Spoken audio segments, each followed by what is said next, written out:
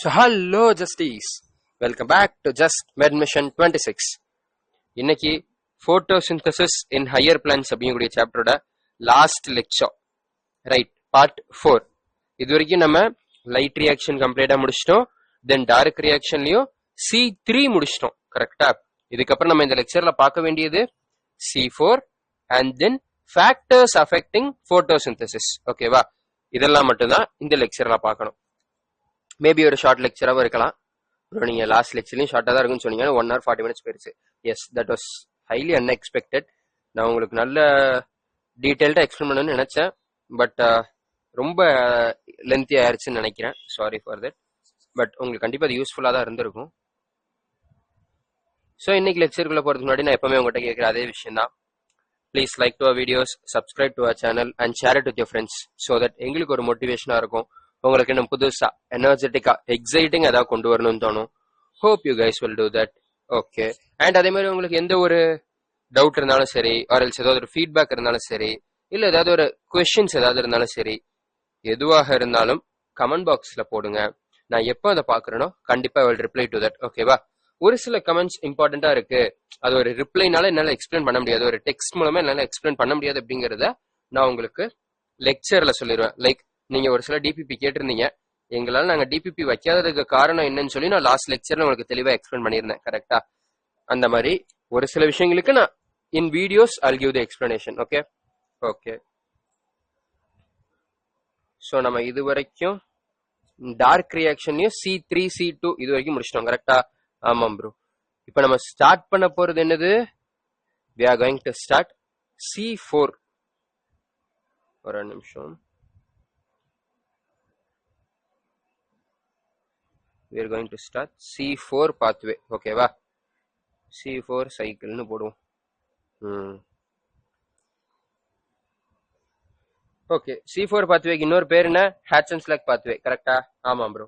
சரி, அதனால எழுத நம்ம வேண்டாம், இங்க மேலே எழுதியிருப்பேன்னு நினைக்கிறேன். இந்த எழுதியிருக்கேன்ல, C4க்கு ஹேட்சன்ஸ்லாக் பாத்வே. ஓகேவா? ஓகே. ஸோ இப்போ C4 நம்ம ஆல்ரெடி நிறைய தடவை பார்த்துட்டோம். என்னது? It is more productive than C3, கரெக்டா? ஆமா bro, it is more productive than C3. சரி, அண்ட் இது எதனால ப்ரொடக்டிவ்? ஒரு சில ரீசன்ஸ் முன்னாடி பார்த்துருந்தோம், அதை நம்ம இப்ப இன்டெப்தா பார்க்க போறோம். ஓகேவா? இது மெயின்லி இது மோர் ப்ரொடக்டிவா இருக்கிறதுக்கு மெயினான ரீசன் அப்படின்னு எடுத்தீங்கன்னா, ஒரு ஸ்பெஷல் கைண்ட் ஆஃப் ஒரு அனடாமிக்கல் ஸ்ட்ரக்சர் எங்க கிட்ட இருக்கும். ஓகேவா? ஒரு special kind of anatomical structure இருக்கும். அதைத்தான் நம்ம கிரான்ஸ் anatomy அப்படின்னு சொல்லுவோம். ஓகேவா? Crohn's anatomy. கிரான்ஸ் அப்படின்னா அது என்ன மீன் பண்ணுது?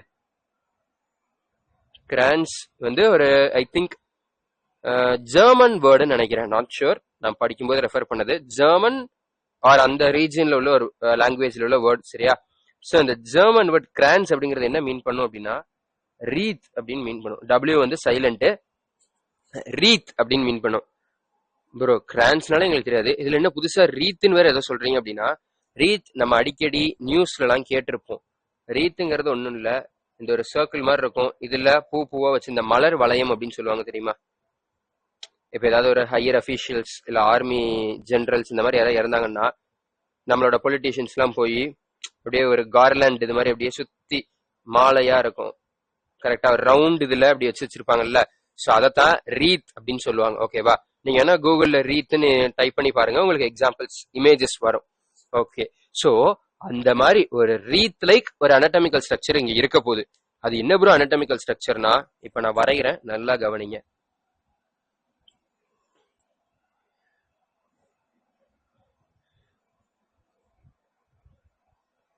ஓகே, இந்த 2 கோடு போட்டோன்னே நீங்க கண்டுபிடிச்சிருப்பீங்க இது எதோட அனடாமி. 2 கோடு போட்டு ஏடாக்சியல் ஏபாக்சியல் அதெல்லாம் போட்டு எதுல வரைஞ்சோம்? லீவ்ஸ்ல வரைஞ்சோம், கரெக்டா? எஸ். சோ இந்த டாப் சர்ஃபேஸ் தான் நம்மளுடைய ஏடாக்சியல், பாட்டம் சர்ஃபேஸ் தான் ஏபாக்சியல். ஓகேவா? அது உங்க எல்லாத்துக்கும் தெரியும், அனடாமி ஆஃப் ஃப்ளவரிங் பிளான்ட்ஸ்லயே பார்த்திருந்தோம். சரி, இப்ப நான் என்ன பண்றேன், இங்க ஸ்டொமேட்டாலாம் இருக்கும், அது தெரியும்ல? ஆமாம் ப்ரோ, ஸ்டொமேட்டா. இதுல ஸ்டோமேட்டல் அப்பரேட்டஸ் அதெல்லாம் இருக்கும். இது ஏதோ ஒரு லீஃப் ஓகேவா, டார்சி வென்ட்ரல் ஐசோபைலேட்டர் நான் எதுவுமே ஸ்பெசிஃபை பண்ணல. ஸோ இருக்கட்டும், நான் மேலே வேணாலும் போட்டு வைப்போம். It is not specified. Okay okay. இதுல நம்மளுடைய பண்டில் ஷீத் செல்ஸ் ஞாபகம் இருக்கா? நம்மளுடைய பண்டில் ஷீத் செல்ஸ், அதாவது இதுதான் நம்மளுடைய என்னது, வாஸ்குலர் பண்டில். கரெக்டா? ஆமா ப்ரோ. இந்த வாஸ்குலர் பண்டில சுத்தி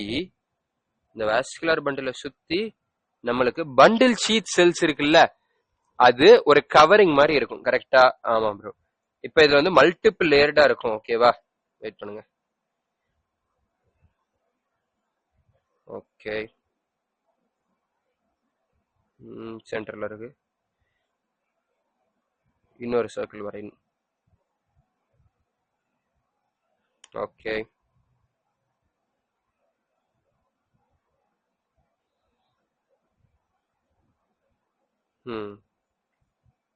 ஓகே. ஸோ இது வந்து செல்ஸா இருக்கு. ஓகேவா? மல்டிபிள் லேயர்ல இருக்கும்.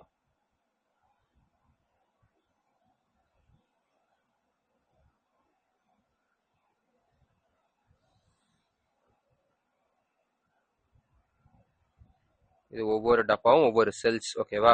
ஓகே.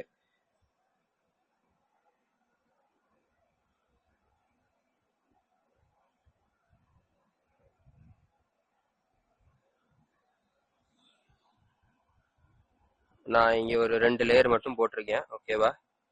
இருக்கிறது மல்டிபிள் லேயர்ஸ்ல இருக்கும். பட் அந்த மல்டிபிள் லேயர் அப்படிங்கறத டினோட் பண்றதுக்காக நான் இங்க 2 லேயரா போட்டிருக்கேன். ஓகே.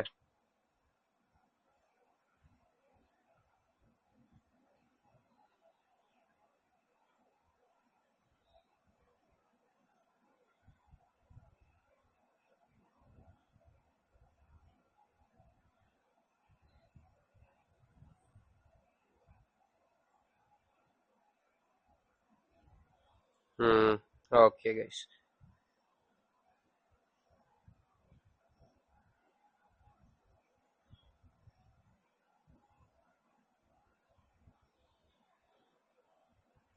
ஸோ இந்த வாஸ்குலர் பண்டில சுத்தி இருக்கக்கூடியதுதான் நம்மளுடைய பண்டில் ஷீத் செல்ஸ். கரெக்டா? Yes. So they are our bundle sheath cells. இப்போ இந்த கிரீன் கலர்ல நாம் போட போறதுதான் நம்மளுடைய மீசோஃபில் செல்ஸ். ஓகேவா?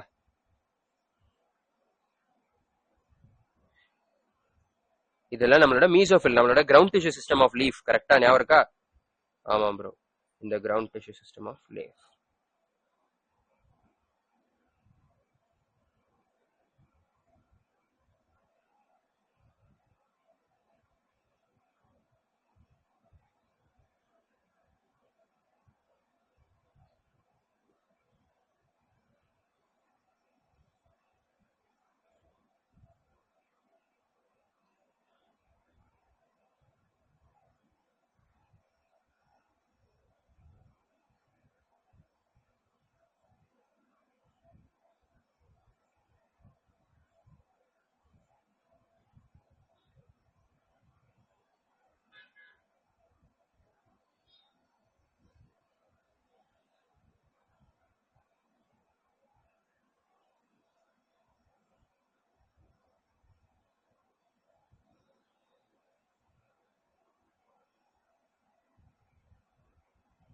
ஓகே. இதே மாதிரி எல்லா இடத்துலயும் இருக்கும். ஓகேவா? பண்டில் ஷீட் செல்ஸ் எல்லா இடத்துலயும் இருக்கும். I mean sorry, bundle sheath இல்ல, நம்மளுடைய mesophyll cells ground tissue system ஃபுல்லா அப்படியே ஃபுல்லா இருக்கும். ஓகேவா?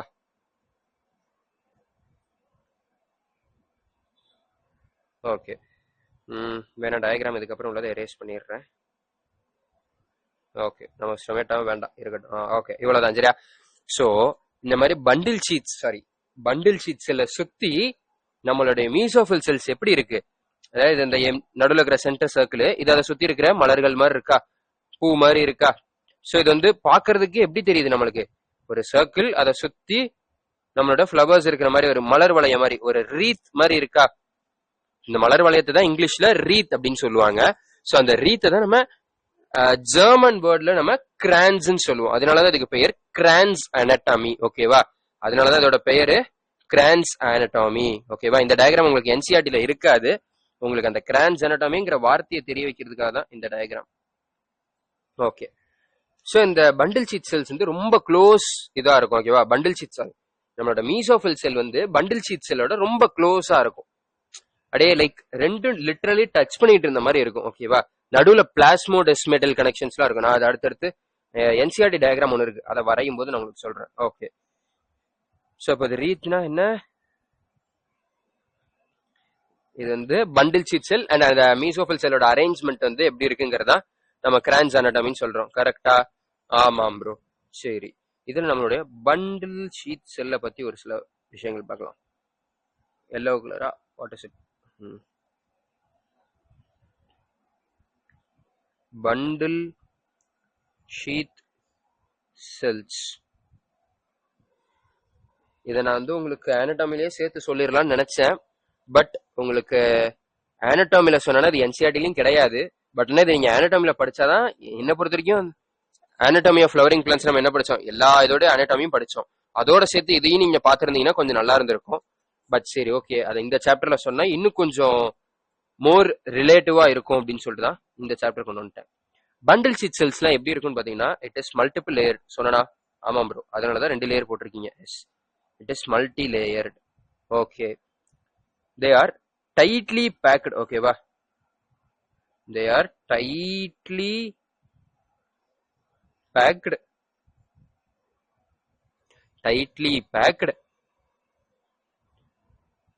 with no intercellular spaces. நல்ல நீ கவனி. இந்த இருக்குல்ல, இந்த இதுதான் இந்த ஆரஞ்சு கலர்ல இருக்கு தெரியுமா, இதுதான் நம்மளோட பண்டில் ஷீட் செல்ஸ். ஓகேவா? இந்த வாஸ்குலர் பண்டில, எல்லோ கலர் வாஸ்குலர் பண்டில சுத்தி நம்மளோட orange colour bundle sheath cells இருக்கு. இந்த பண்டில் ஷீட் செல் நான் எப்படி வரைஞ்சிருக்கேன்னு பாரு. ஏதாவது இன்டர்செல்லுலர் ஸ்பேஸ் இருக்கா? இது ஒரு செல்லு, அது பக்கத்திலேயே க்ளோஸா இன்னொரு செல்லும் சேர்ந்து இருக்கு. அதே மாதிரி இது பக்கத்திலேயே இன்னொரு செல் இருக்கு, இது பக்கத்திலேயே அடுத்து இன்னொரு செல்லு. இப்படி இன்டர்செல்லுலர் 2 செல்ஸுக்கு நடுவில் ஸ்பேஸே இல்லாம எல்லாம் ஒட்டி ஒட்டி ஒட்டி ஒட்டி இருக்கா. ஸோ இதுல நோ இன்டர்செல்லுலர் ஸ்பேசஸ் இருக்கு. I mean it has no intercellular spaces and it is tightly packed. ஓகேவா? Okay, with no intercellular spaces. And அது போக பாத்தீங்கன்னா இதுல வந்து மோர் குளோரோபிளாஸ்ட், இதுல குளோரோபிளாஸ்ட் நிறைய இருக்கும். ஓகேவா? மோர் குளோரோபிளாஸ்ட் பிரசன்ட், பிளஸ் என்டினா பிரசன்ட். ஓகேவா? பிரசன்ட். அண்ட் ரொம்ப முக்கியமான ஒரு விஷயம், இதுல கேஷியஸ் எக்ஸ்சேஞ்ச் நடக்காது. ஓகேவா?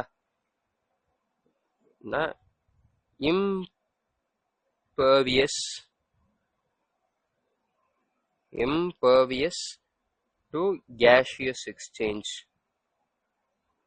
or impermeable to gaseous exchange. ஓகேவா?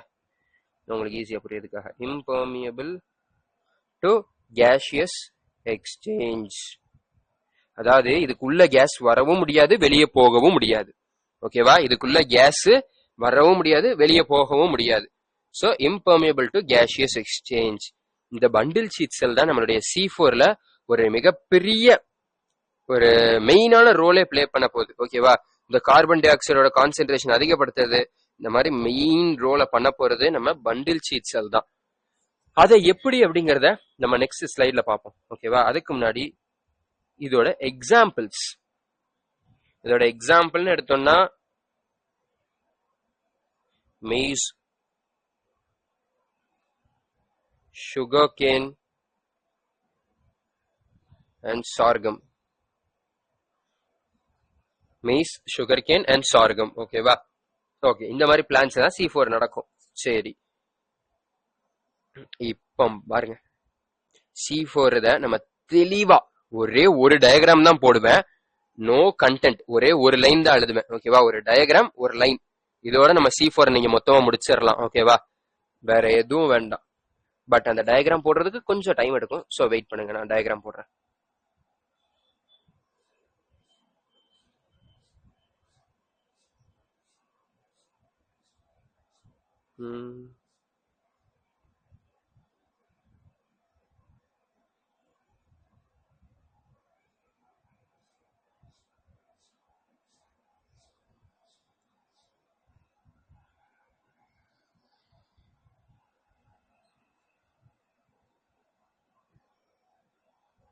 Okay.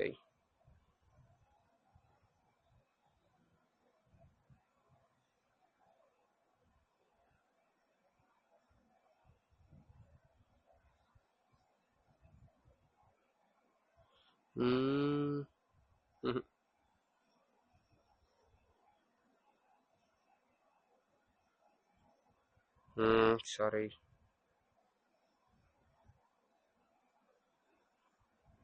Okay, I think this is perfect. சரி.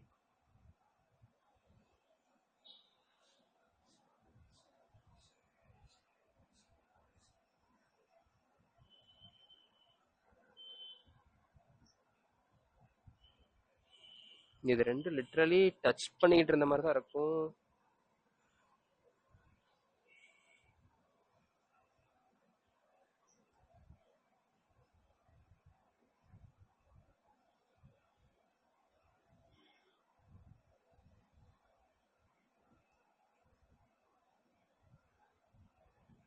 ஓகே, நீங்க வந்து என்சிஆர்டில் இருக்கிற லெவலுக்கு என்கிட்ட எதிர்பார்க்காதீங்க, உங்களுக்கு தெரியும் how my diagrams are. ஓகேவா? Sorry.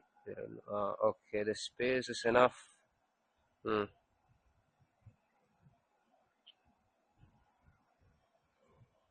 Okay, so if I need a darker green,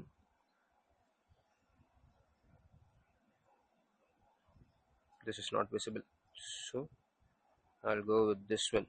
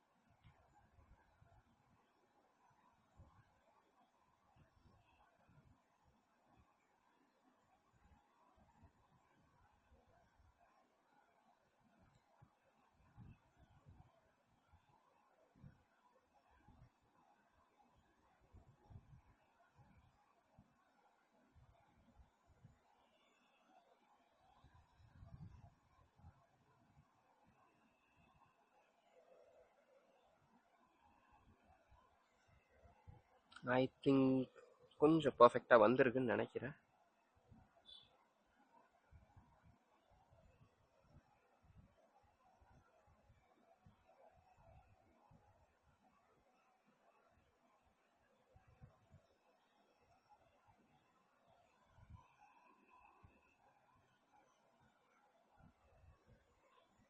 okay,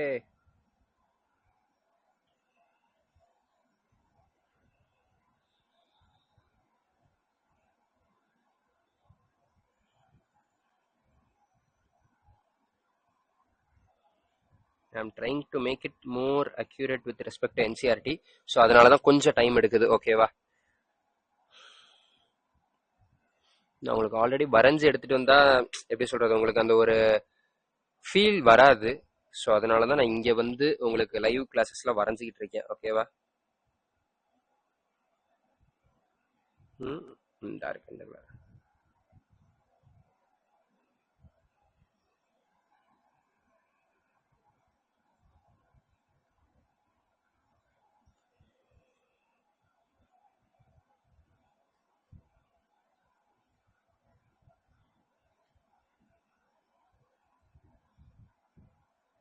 okay.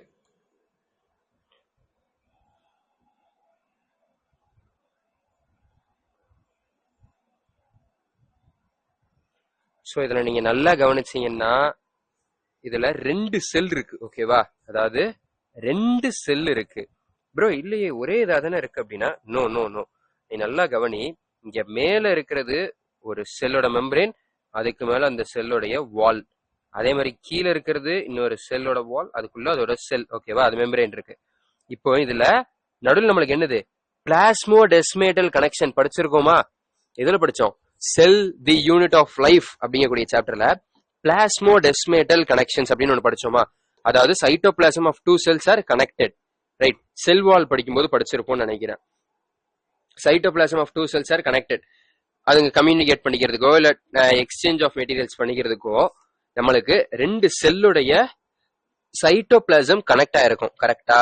ஆமாம் ப்ரோ, அதைத்தான் நம்ம பிளாஸ்மோடெஸ்மேட்டல் கனெக்ஷன்ஸ் சொன்னோம். அதோட செல்வால் ஒரு காமனான செல்வால் ஆயிரும், மெம்பரைன்ஸும் கனெக்ட் ஆயிரும், அண்ட் உள்ளுக்குள்ள நம்மளுக்கு சைட்டோபிளாசம் கனெக்ட் ஆயிருக்கு. அதே மாதிரி பாரு இதுல, wait let me name these things.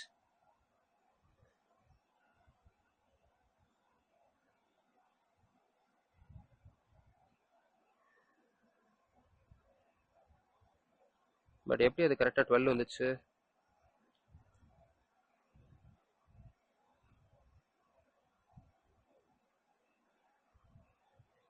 Okay. So இந்த அவுட்டர் மோஸ்ட் இதுல இருக்குல்ல, இதுதான் நம்மளோட எப்பவுமே outermost layer of plant cell. என்னது? நம்மளுடைய செல் வால். ஓகேவா? Okay bro. இந்த உள்ள இருக்கக்கூடிய இந்த பிரைட் கிரீனா இருக்கிறது, it is our cell membrane, or else இதை நான் என்னன்னு சொல்லலாம், பிளாஸ்மா மெம்பரேன்னு சொல்லலாம். ஓகேவா? ரெண்டுமே ஒண்ணுதான், பிளாஸ்மா மெம்பரேன். ஓகே. ஸோ இப்போ இதில் நல்லா பாரு, இதுல இருந்து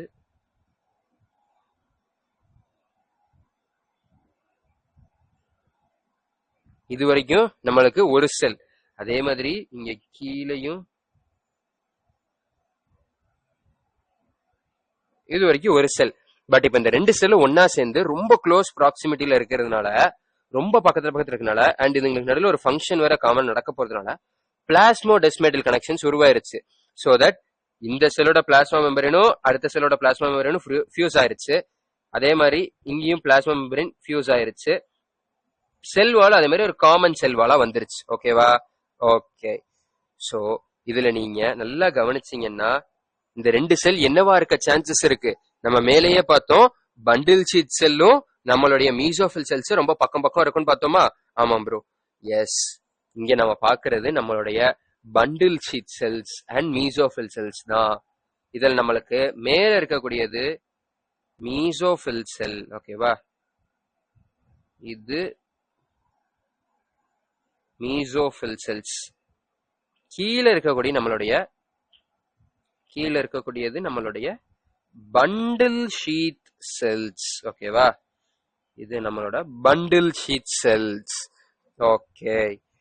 ஸோ இப்போ இந்த பண்டில் ஷீட் செல்ஸ் நமக்கு பிளாஸ்மோடெஸ்மேட்டல் கனெக்ஷன்ஸ்லாம் இருக்கு. ஓகே. ஸோ இப்போ இந்த அனடாமி புரிஞ்சிருச்சுல்ல? புரிஞ்சிருச்சு ப்ரோ.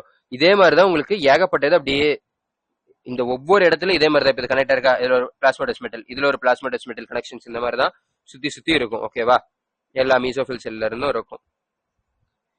ஸோ இந்த மாதிரி சுத்தி சுத்தி ஒரு ரீத் ஃபார்மேஷன் ஃபார்ம் பண்ணியிருக்கும். ஓகே. இப்போ நம்மளுக்கு நீங்க நல்லா கவனிச்சீங்கன்னா நம்மளுக்கு கார்பன் டை ஆக்சைடு மீசோஃபில் செல்லுக்குள்ள வருமா? ஆமாம் ப்ரோ, வரும். எஸ். ஏன்னா நம்ம மேல நம்மளுக்கு C3லயும் மீசோஃபில் செல் தான் நடந்துச்சு, கார்பன் டை ஆக்சைடுலாம் உள்ள வந்துச்சு, அதுக்கு அலவன்ஸ் இருக்கு. பட் நம்மளோட பண்டில் ஷீட் செல்லுக்குள்ள ஏதாவது கேஸ் போக முடியுமா?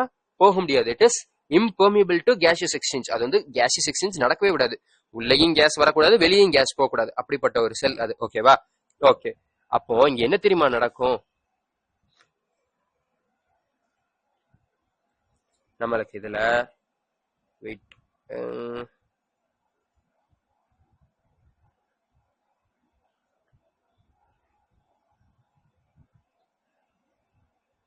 நம்மளுக்கு வெளிய அட்மாஸ்பியர்ல இருந்து CO2 உள்ள வரும். ஓகேவா? மீசோஃபில் செல்ஸ்ல என்ன ஃபார்மேட்ல வரும்னு கேட்டீங்கன்னா உங்களுக்கு NCERT-ல போட்டிருப்பாங்க. எப்படின்னா HCO3, அதாவது பைகார்பனேட் அயான் அப்படின்னு சொல்லுவாங்க. ஓகேவா? அந்த ஃபார்மேட்ல உள்ள வரும், HCO3-. ஓகேவா? பைகார்பனேட் அயான் அப்படிங்கக்கூடிய ஃபார்மேட்ல உள்ள வரும்.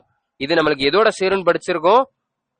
பெப், நம்மளுடைய 3 கார்பன் மாலிகுல் பெப். என்னது? Phosphoenol pyruvate. ஞாபகம் இருக்கா? சோ இது கூட பெப் கூட சேர்ந்து in presence of what enzyme? இது எந்த என்சைமோட பிரசன்ஸ்ல சேரும்? நம்மளுக்கு பெப் கேஸ் அப்படிங்கக்கூடிய ஒரு என்சைம். ஒன்னும் இல்ல, பாஸ்போஈனால் பைருவேட் கார்பாக்சிலேஸ். கார்பனை சேர்க்குதுல, கார்பன் டை ஆக்சைடு உள்ள ஆட் பண்ணுதுல, சோ இது கார்பாக்சிலேஸ். ஓகேவா? பெப்போட சேர்ந்துரும். பெப்போட சேர்ந்து பெப்பு ஒரு 3 கார்பன், இது ஒரு கார்பன் சேர்ந்தா ஒரு 4 கார்பன் ஆசிட் வரும். கரெக்டா? ஆமாம் ப்ரோ. இது ஒரு C4 ஆசிட், அதாவது 4 கார்பன் உள்ள ஒரு ஆசிடாக ஃபார்ம் பண்ணிரும். ஓகேவா? இதுக்கு அடுத்து இந்த C4 ஆசிட் வந்து it is transported to bundle sheath cells. ஓகேவா? லைன் கிராஸா இருக்கு. It is transported to bundle sheath cells. C4 acid இங்க டிரான்ஸ்போர்ட் ஆகி வந்துருச்சு. நம்ம என்ன படிச்சிருக்கோம், இதுல கேஸ் தானே போக முடியாது, வர முடியாது, ஆசிட் பீக்கலாம்ல. சோ இது வழியா நம்மளுக்கு ஆசிட் வந்துருச்சு C4. ஓகேவா? ஓகே. இந்த C4 இங்க உள்ள வந்து நம்மளுக்கு என்ன நடக்கும், டீகார்பாக்சிலேஷன் சொல்லுவாங்க. ஓகேவா? டீகார்பாக்சிலேஷன், அதாவது இப்போ உங்களுக்கு தெரிஞ்சிருக்குமா தெரியல, பட் டிராப்பர்ஸ் ஆர் 12th ஸ்டூடெண்ட்ஸ்க்கு கண்டிப்பா தெரிஞ்சிருக்கும். கெமிஸ்ட்ரி, ஆர்கானிக் கெமிஸ்ட்ரியில one of the most easiest ஸ்டெப்னு சொல்லலாம், அண்ட் மோஸ்ட் யூஸ்ட் ஸ்டெப்னு சொல்லலாம். நீங்க அடிக்கடி ரியாக்ஷன்ஸ் எல்லாம் பார்க்கும்போது உங்களுக்கு டீகார்பாக்சிலேஷன் ஒரு வார்த்தை வரும். அதாவது removal of carbon dioxide தான் நம்ம டீகார்பாக்சிலேஷன் சொல்லுவோம். ஓகேவா?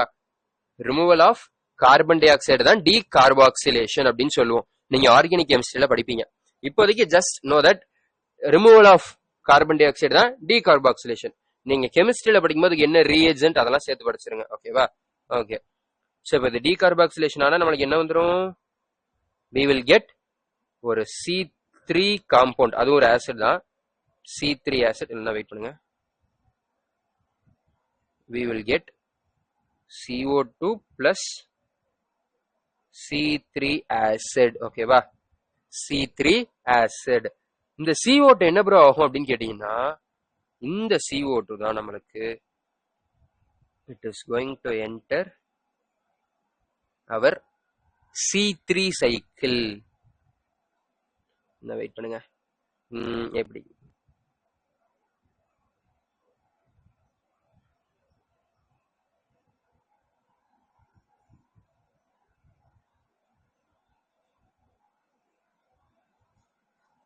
ஓகே.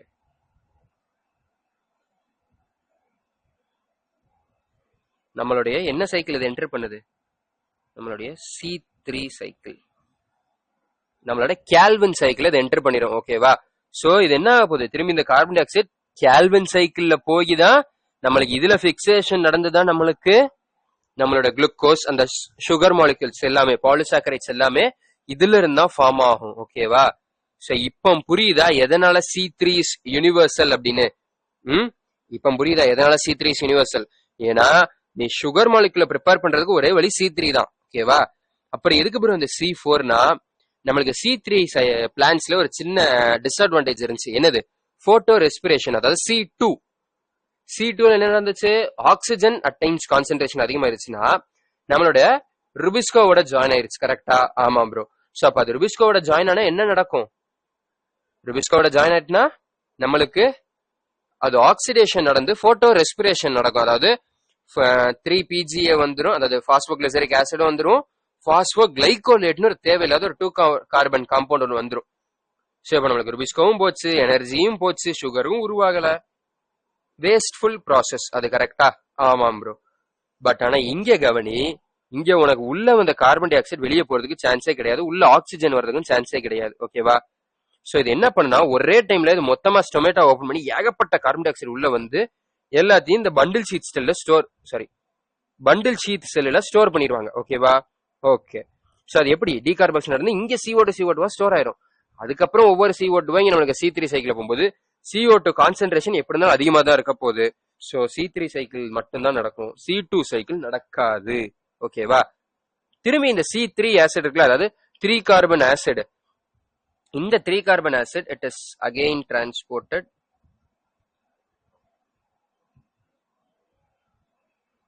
ஒரு நிமிஷம், இந்த கோடு கிராஸா இருக்குல்ல,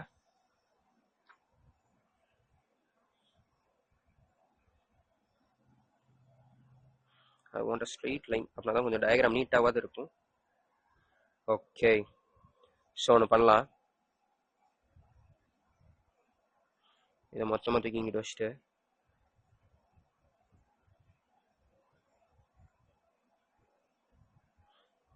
C3 ஆசிட் பிளஸ் நம்மளுடைய இந்த CO2 இந்த காம்பினேஷன். ஓகே. நம்மளுக்கு இங்க திரும்பி C3 ஆசிட் டிரான்ஸ்போர்ட் ஆகி எங்க போகுது? It is moving to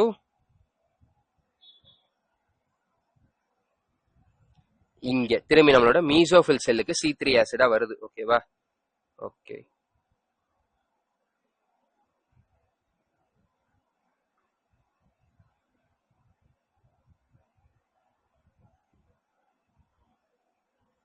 okay done. So அது நம்மளுக்கு இங்க C3 ஆசிட் வந்துருச்சு. இந்த C3 ஆசிட் திரும்பி என்னவாகும்? ரீஜெனரேஷன் அப்படிங்கக்கூடிய ஒரு ஸ்டெப்புக்கு போகுது. ஓகேவா? என்ன ஸ்டெப்? ரீஜெனரேஷன். ஓகேவா? அந்த ரீஜெனரேஷன் ஸ்டெப்புக்கு போய் நம்மளுக்கு என்னவாயிரும்? திரும்பி பெப் உருவாயிரும். அதாவது பாஸ்போஈனால் பைருவேட் திரும்பி உருவாகிரும். ஓகேவா? ஸோ அப்படி பாஸ்போயினால் பைருவேட் திரும்பி உருவாயிருச்சுன்னா நம்மளுக்கு திரும்பி இது அடுத்த சைக்கிளுக்கு போயிடும். திரும்பி அதோட ஒரு கார்போனிக் ஆசிட் சேர்ந்து C4 ஆசிட். C4 ஆசிட் நீங்க பண்டில் சீத்துக்கு வருது. பண்டில் சீத்துல டீகார்பாக்சிலேட் வந்து CO2 விட்டுட்டு திரும்பி அந்த C3 மேல வரும், ரீஜெனரேட் ஆகும். இதே மாதிரி திருப்பி திருப்பி நடக்கும். ஓகேவா? அவ்வளவுதான் C4 சைக்கிள். ஏதாவது நல்லா கவனி, வெளியிருந்து CO2 உள்ள வருது, கார்போனிக் அயான் ஃபார்ம்ல வருது. ஓகேவா? பைகார்பனேட் அயான் அப்படின்னு சொல்லுவாங்க, HCO3-. ஸோ இந்த அயான் ஃபார்மேட்ல உள்ள வந்து இது பெப்போட சேர்றது பாஸ்போஈனால் பைருவேட். மேல எழுதியிருப்பேன்னு நினைக்கிறேன். பாஸ்போயினால் பைருவேட் எழுதிருக்கீங்க C4ல 2வது பாயிண்ட். ஓகேவா? ஓகே. சோ அந்த பாஸ்போயினால் பைருவேட்டோட என்ன என்சைமோட பிரசன்ஸ்ல சேருது? பெப்கேஸ் அப்படிங்கக்கூடிய என்சைமோட பிரசன்ஸ்ல சேருது. சோ நம்மளுக்கு C3 பிளான்ட்ஸ்ல நம்மளுக்கு மீசோஃபில் செல்ல ருபிஸ்கோ என்சைம் இருந்துச்சு. கரெக்டா? ஆமாம் ப்ரோ. பட் C4 பிளான்ட்ஸ்ல நம்மளுடைய மீசோஃபில் செல்ல பெப்கேஸ் அப்படிங்கக்கூடிய என்சைம் இருக்கும். ஓகேவா? அப்ப ருபிஸ்கோ எங்க இருக்கும் ப்ரோ? இதுல ருபிஸ்கோவே வராது. ஏன்னா நம்ம இங்க படிக்கவே இல்லை அப்படின்னா கிடையாது. C3 எங்க நடக்குதுன்னு பாரு. இதுல இங்க பண்டில் ஷீட் செல்ல தான் நம்மளுக்கு C3 நடக்குது.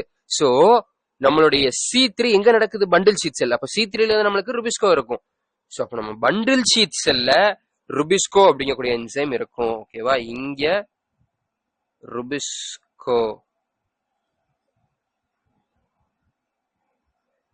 இங்க நம்மளுடைய பெப்கேஸ். ஓகேவா? ஓகே. சோ இங்க என்ன ஆகுது? நம்மளுக்கு அது C4 ஆசிடா உள்ள வருது. உள்ள வந்தோன்னு இந்த C4 ஆசிட்ல டீகார்பாக்சிலேஷன் நடக்குது. டீகார்பாக்சிலேஷன் நடந்து ஒரு C3 ஆசிட் ஃபார்ம் ஆகுது, ஒரு CO2 ஃபார்ம் ஆகுது. ஓகேவா? டீகார்பாக்சிலேஷனால removal of carbon dioxide தான். ஓகேவா? அதுதான் டீகார்பாக்சிலேஷன். மேல நம்ம கார்பாக்சிலேஷன் என்ன பார்த்தோம்? Addition of CO2. கரெக்டா?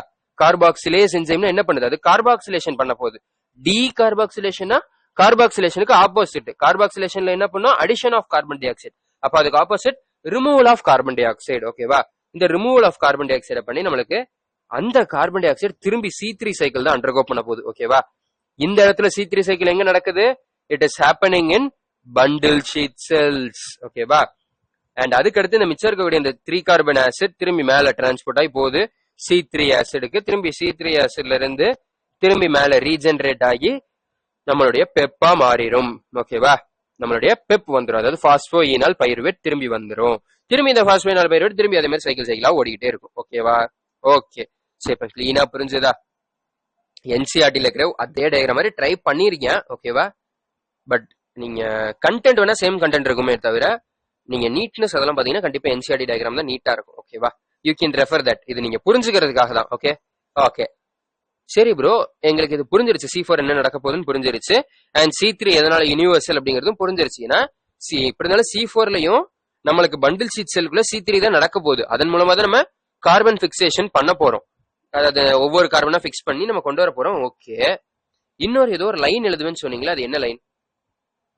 சரி, நம்ம லாஸ்ட் டைம் C3ல எத்தனை ATP எத்தனை NADPH பார்த்தோம் ப்ரோ? ஒரு கார்பன் பிக்சேஷனுக்கு நாங்க குளுக்கோஸ்க்கு சொல்லல, ஒரு கார்பன் பிக்சேஷனுக்கு நம்ம படிச்சது 3 ATP ஒரு 2 NADPH படிச்சோம் ப்ரோ. கரெக்டா? பாத்துருவோம் எங்க அது. 3 ATP 2 NADPH. கரெக்ட். அதே மாதிரி இங்க எவ்வளவு ப்ரோ வரும்? நான் அதைத்தான் எழுதுவேன்னு சொன்னேன். வாங்க எழுதுறேன். இங்க நீங்க பாத்தீங்கன்னா மேல என்ன கலர் யூஸ் பண்ணிருக்கீங்க? ஓகே. இங்க ரீஜெனரேஷன் அப்படிங்க ஃபர்ஸ்ட் நம்மளுக்கு C3 இங்க பாரு. ஃபர்ஸ்ட் ஆர்டர் வைஸ் போயிடலாம். ஓகேவா? பெப் அண்ட் கார்பானிக் அயன் சேர்றதுல ஏதாவது ஏடிபி NADPH தேவையா அப்படின்னா தேவையில்லை. ஓகே, கார்பன் டை ஆக்சைடு டிரான்ஸ்போர்ட்லயும் தேவையில்லை, டிரான்ஸ்போர்ட் டீகார்பாக்சிலேஷனுக்கும் தேவையில்லை. ஓகே, அதுக்கடுத்து நம்மளுக்கு CO2 பிரியுது. இந்த CO2 C3 சைக்கிள்ல போகும்போது இதுக்கு நம்மளுக்கு ATP and NADPH தேவை, கரெக்டா? ஆமா. ஸோ அப்போ C3 சைக்கிளுக்கு எவ்வளவு தேவை? 3 ATP பிளஸ் 2 NADPH, கரெக்டா? ஆமாம் ப்ரோ. சரி, அதுக்கடுத்து நம்மளுக்கு மேல வருது C3 ஆசிட் டிரான்ஸ்போர்ட்டுக்கு தேவையில்லை, ரீஜெனரேஷனுக்கு தேவை. நம்ம மேல C3 நம்மளுக்கு ரீஜெனரேட் ஆகும், இந்த ருபிஸ்கோ ரீஜெனரேஷனுக்கு நம்மளுக்கு தேவைப்பட்டுச்சு, கரெக்டா?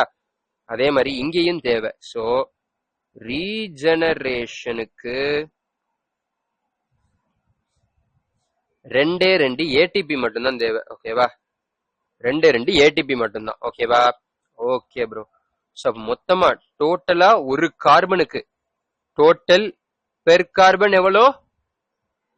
பெர்சி நம்மளுக்கு 5 ATP பிளஸ் 2 NA, ஒரு நிமிஷம்,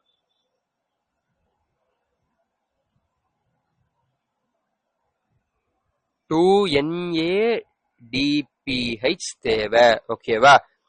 சோ ஒரு கார்பன் நீ C4 சைக்கிள பிக்ஸ் பண்ணணும்னா 5 ATP பிளஸ் 2 NADPH தேவை. C3 சைக்கிள நீ பிக்ஸ் பண்ணணும்னா நம்மளுக்கு 3 ATP and 2 NADPH தான் தேவை. ஓகேவா? ஓகே. சோ இதோட C4 சைக்கிள் முடிஞ்சு போச்சு. இது எங்க நடக்கும்? நம்மளுடைய maize, sorghum and sugar cane. Okay, இதுலலாம் நடக்கும். சோ இதுக்கு அடுத்து நம்ம பார்க்க போறது, இது நல்லா புரிஞ்சிச்சு இல்ல? அதாவது C3 தான் இங்கேயும் நடக்க போகுது. பட் ஆனா நம்ம அந்த C2 அவாய்ட் பண்றதுக்காக ஒரு ஸ்பெஷல் மெக்கானிசம் மாதிரி இந்த பண்டில் ஷீட் செல் ஒர்க் ஆகுது. ஓகேவா? இதுதான் நம்ம கிரான்ஸ் அனட்டமின்னு சொல்றோம். கிரான்ஸ் மீன்ஸ் ஜெர்மன் வார்த்தை. அது அந்த வார்த்தை என்ன மீன் பண்ணுது அப்படின்னா ரீத், அதாவது மலர் வளையம், அந்த மாதிரி மீட் பண்ணுது. ஓகேவா? ஓகே, இதுக்கு அடுத்து நம்ம பார்க்க போறது ஃபேக்டர்ஸ் அஃபெக்டிங் போட்டோசிந்தசிஸ். ஓகேவா? Okay, we have enough empty space இருக்கும் நம்புறேன்.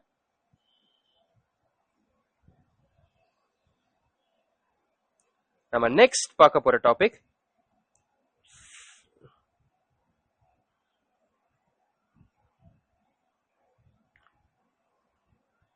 Factors affecting photosynthesis. ஓகேவா?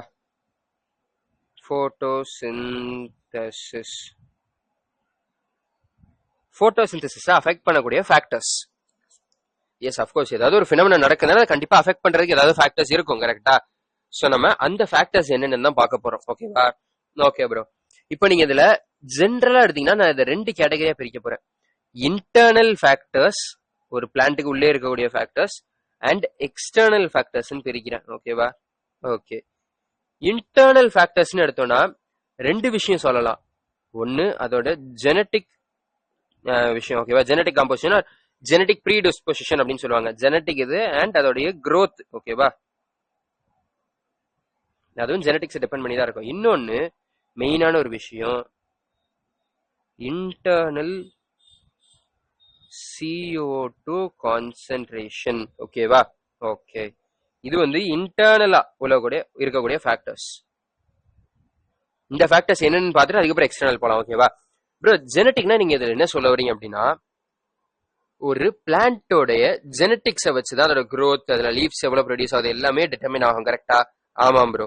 சோ இந்த ஜெனட்டிக் ஃபேக்டர் இப்போ ஒரு சில டைம்ஸ் ஒரு சில கைண்ட் ஆஃப் பிளான்ட்டோட ஜெனட்டிக் இது எப்படி இருக்கும், ஜெனட்டிக் காம்போசிஷன் எப்படி இருக்கும் அப்படின்னா, அது ஒரு சின்ன ட்ரீயாவே இருந்துட்டு போயிடும். ஓகேவா? ஒரு சில பிளான்ட்ஸ் நல்ல பெரிய ட்ரீயா வரும். நம்ம பார்த்திருக்கோம்ல, செக்வே ஜைஜாண்டிகா, செக்வேன்னு சொல்லி இதுல பார்த்தோமே, பிளான்ட் கிங்டம்ல ஜெயண்ட் பிளான்ட்ஸா சொல்லி tallest, one of the tallest plants சொல்லி ஜிம்னோஸ்பம்ஸ்ல பார்த்தோமா, அந்த செக்வே அது எவ்வளவு பெருசா இருக்கு. இப்ப இது நம்ம வீட்டு பக்கத்துல கூட சின்ன சின்ன ட்ரீஸ் எடுத்துக்கோ. அப்போ இது காரணம் என்ன? அதுங்களோட ஜெனட்டிக் இது. ஸோ அந்த செக்வே அவ்வளவு பெருசா வளரணும், அதோட ஜெனட்டிக்லயே அதோட டிஎன்ஏலயே இருக்கு. நம்ம வீட்டு பக்கத்துல இருக்கிற பிளான்ஸ் சின்னதா இருக்குன்னா அதோட ட்ரீஸ் எல்லாம் ஓரளவுக்கு ஹைட் தான் இருக்கு. நம்மளோட மேக்சிமம் நம்ம ஹவுஸோட ஹைட் வரும், கரெக்டா? அந்த அளவுக்கு தான் இருக்கு அப்படின்னா அது அதோட ஜெனட்டிக் இது. ஒரு சில பிளான்ஸ் ஷ்ரப்ஸாவே இருந்துரும், கரெக்டா? அது சின்ன புதர் மாதிரியே இருக்குமே தவிர மரம் எல்லாம் பெருசா வளராது. இப்போ ஒரு சில பிளான்ஸ் வந்து இப்போ இந்த ஆலமரம் சொல்லுவோம்ல, பேனியன் ட்ரீ, அதெல்லாம் எடுத்து பாருங்க எவ்வளவு வாஸ்டா எவ்வளவு பெருசா இருக்கு. அந்த மாதிரி வளர்றதும் இருக்கு. ஸோ இப்போ இவ்வளவு பெருசா இருக்கும்போது சின்னதுன்னா கொஞ்சம் லீவ்ஸ் தான் ப்ரொடியூஸ் பண்ண போகுது, பெருசுனா நிறைய லீவ்ஸ் ப்ரொடியூஸ் பண்ணும். ஒரு சில விஷயங்கள் பெருசா இருந்தாலும் லீவ்ஸ் கம்மியா ப்ரொடியூஸ் பண்ணலாம். இது எல்லாம் அதோட ஜெனட்டிக் இதுதான். கரெக்டா? ஸோ அப்ப லீவ்ஸை பொறுத்ததான் நம்மளுக்கு குளோரோபிளாஸ்டோட நம்பர் இருக்கு. ஒரு சில டைம்ஸ் குளோரோபிளாஸ்ட் அதிகமா இருக்கும் ஒரு லீஃப்ல, அதோட ஜெனட்டிக் இது ஒரு மாதிரி. இன்னொரு பிளான்ட்ல லீஃப் நல்லா பெருசா இருக்கும், ஆனா குளோரோபிளாஸ்ட் கம்மியா இருக்கலாம். ஓகேவா? சோ இந்த மாதிரி ஒவ்வொரு பிளான்ட்டோடைய ஜெனட்டிக் இதை பொறுத்து இருக்கு. சரி ப்ரோ, இதை பொறுத்து எப்படி போட்டோசிந்தசிஸ் அஃபெக்ட் ஆகும் அப்படின்னு கேட்டீங்கன்னா, ஏன் அஃபெக்ட் ஆகாது? இப்போ எனக்கு ஒரு பிளான்ட் இருக்கு, நல்லா உயரமா வளரும், பட் ஆனா அதுல வந்து பிரான்ச்சஸ் ரொம்ப கம்மி, லீஃபும் ரொம்ப கம்மி. லீஃப் கம்மினா நம்மளுக்கு குளோரோபிளாஸ்டும் லிட்டரலி கம்மியா தான் இருக்கும். ஸோ அப்போ குளோரோபிளாஸ்ட் கம்மியா இருக்குன்னா நம்மளுக்கு போட்டோசிந்தசிஸ் அதோடைய ரேட் ஸ்லோவா தான் இருக்கும். கரெக்டா? ரேட்னா என்னன்னு தெரியும்ல, நம்ம எதுல பார்த்தோம், பயோமாலிகுல்ஸ்ல ரேட்னா என்னன்னு பார்த்திருக்கோம். நம்ம எங்க பிசிக்ஸ்ல எப்படி ஸ்பீடுன்னு சொல்றோம், distance covert per unit time அப்படிங்கிற மாதிரி products formed per unit time. ஓகேவா? அதுதான் நம்மளுடைய ரேட். ஓகேவா? ஸோ ரேட் ஆஃப் போட்டோசிந்தசிஸ் நம்மளுக்கு ஜெனட்டிக் இதை பொறுத்து வேரி ஆகும். இப்போ ஒரு சில டைம் ஒரு சில பிளான்ஸ் இருக்கலாம், அதோட ஜெனட்டிக் எப்படி இருக்குன்னா அது வந்து கொஞ்சம் ஹைட் தான் வளரும், நம்ம வீடோட ஹைட்டுக்கு தான் வளரும், பட் அதுக்கு ஏகப்பட்ட பிரான்ச்சஸ் வரும். ஒவ்வொரு பிரான்ச்சஸ்லயும் பெரிய பெரிய லீவ்ஸா இருக்கும், அந்த லீவ்ஸ்ல ஏகப்பட்ட குளோரோபிளாஸ்ட் இருக்கும். சோ இதோட ரேட் ஆஃப் போட்டோசிந்தசிஸ் அதிகம். காரணம் இதுல நிறைய குளோரோபிளாஸ்ட் இருக்கு. இதெல்லாம் இது ஒரு இன்டர்னல் ஃபேக்டர். இதெல்லாம் எதை டிபெண்ட் பண்ணிருக்கு, அதோட ஜெனட்டிக் இதை பொறுத்து இருக்கு. ஓகேவா? ஓகே. அது என்ன ப்ரோ இன்டர்னல் CO2 கான்சென்ட்ரேஷன் அப்படின்னு கேட்டீங்கன்னா, இன்டர்னல் CO2 கான்சென்ட்ரேஷன் அப்படின்னா உன்னுடைய லீஃபுக்குள்ள CO2 கான்சென்ட்ரேஷன் மெயின்டைன் பண்றதை பொறுத்து. ஏன்னா நம்மளுக்கு தெரியும் CO2 ரிலேட்டிவ் கான்சென்ட்ரேஷன் வச்சு நம்மளுக்கு ருபிஸ்கோ 2 வேலை பாக்குது. CO2 ரிலேட்டிவ் கான்சென்ட்ரேஷன் ஆக்சிஜனோட கம்மியா இருந்துச்சுன்னா அது என்ன பண்ணிடுது, ருபிஸ்கோ ஆக்சிஜனோட பைண்ட் ஆயிருது. ஈக்குவலா இருந்தாலும் இல்ல அதிகமா இருந்தாலும் பிரச்சனை இல்லை, பட் அது கம்மியா இருந்துச்சுன்னா அது ஆக்சிஜனோட பைண்ட் ஆகி C2 அதாவது போட்டோ ரெஸ்பிரேட்டரி பாத்வேக்கு போயிருது. அது நம்மளுக்கு வேஸ்ட். கரெக்டா? சோ அப்ப அந்த பேசிஸ்ல பார்த்தோம் அப்படின்னா நம்மளுக்கு இங்க இன்டர்னல் CO2 கான்சென்ட்ரேஷன் வச்சு பார்க்கும்போது எதுக்கு ரேட் அதிகம், நம்மளுடைய C4க்கு தான் ரேட் அதிகம். காரணம் என்ன? காரணம் C4ல நம்மளுக்கு இன்டர்னலாவே CO2 கான்சென்ட்ரேஷன் ஹையா மெயின்டைன் பண்றதுக்கு ஒரு கிரான்ஸ் அனட்டமின்னு ஒரு ஸ்பெஷல் டைப் ஆஃப் அனட்டமியே இருக்கு. கரெக்டா? சோ அதன் காரணமாக நம்மளுக்கு இன்டர்னல் CO2 எடுத்து பாத்தீங்கன்னா C4 இஸ் மோர் ப்ரொடக்டிவ். ஓகேவா? ஓகே. நெக்ஸ்ட் நம்மளுடைய எக்ஸ்டர்னல் ஃபேக்டர்ஸ். ஓகே. எக்ஸ்டர்னல் ஃபேக்டர்ஸ்னு எடுத்தோம்னா வாட்டர் எடுக்கலாம். கரெக்டா? ஆமா, வாட்டர் எடுக்கலாம். நெக்ஸ்ட் நம்மளுடைய டெம்பரேச்சர் எடுக்கலாம். Okay. Next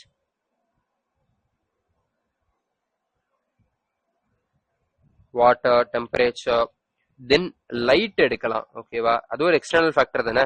okay. Then external CO2 concentration எடுக்கலாம்ல.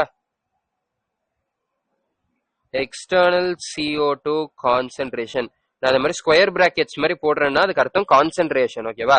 External CO2 concentration. ஓகே.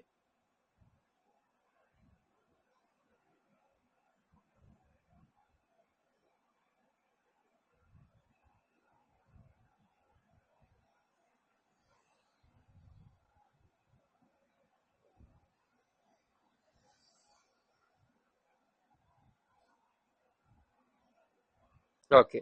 இப்போ நான் வாட்டர் எடுத்தேன் அப்படின்னா அதாவது 4 எக்ஸ்டர்னல் ஃபேக்டர் மெயின் அஃபெக்டிங். ஓகேவா? ஓகே. இப்போ நான் இதுல வாட்டர் எடுக்கிறேன்னு வச்சுக்கோங்க, வாட்டர் நம்மளுக்கு ஒரு ரியாக்டன்ட். கரெக்டா? ஏன்னா நம்மளுக்கு போட்டோ பாஸ்போரிலேஷன், நான் சைக்கிளிக் போட்டோ பாஸ்போரிலேஷன்ல நம்மளுக்கு வாட்டர் ஸ்பிளிட் ஆகுது. பிகாஸ் அதுவும் ஒரு ரியாக்டன்ட் தான், அங்க உள்ள ஆக்ட் ஆக போகுது. கரெக்டா? So water being a reactant, இது ஈவன் தோ அது ஒரு ரியாக்டன்டாவே இருந்தாலும் இது வந்து டைரக்டா அஃபெக்ட் பண்ணாது. ஓகேவா? It do not affect directly. Wait, நான் அதுல ஒரு தப்பு பண்ணிருக்கேன், நான் இப்படி போட்டிருக்கணும். வெயிட் பண்ணுங்க, and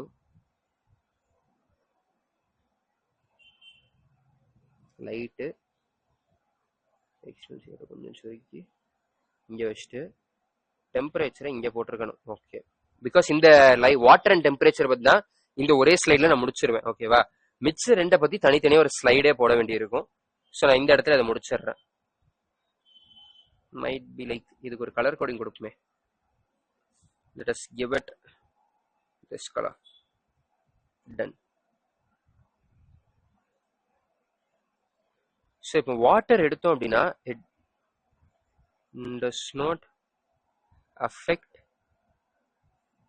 rate of photosynthesis rate directly. ஓகேவா?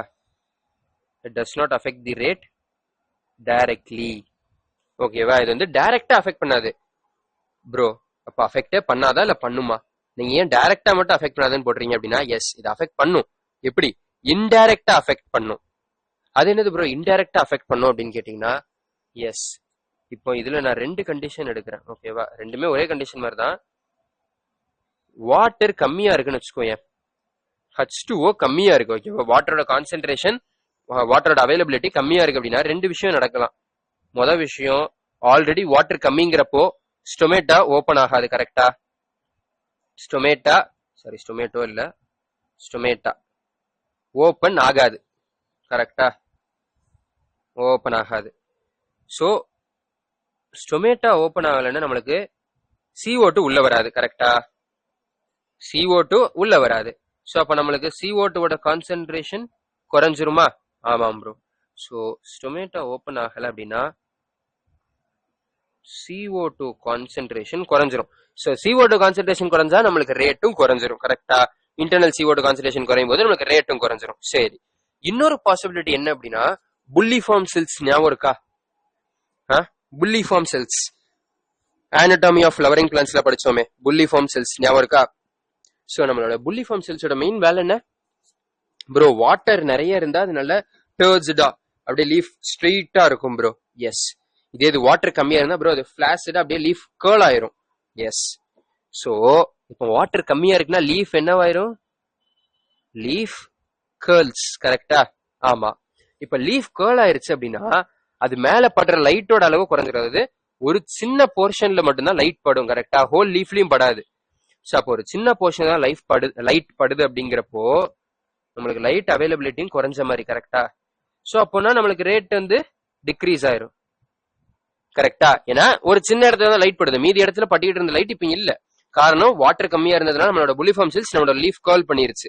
சோ நம்ம லீஃப் கேர்ள் ஆயிட்டு இருந்தனால ஒரு சில ஏரியால மட்டும்தான் லைட் படுது.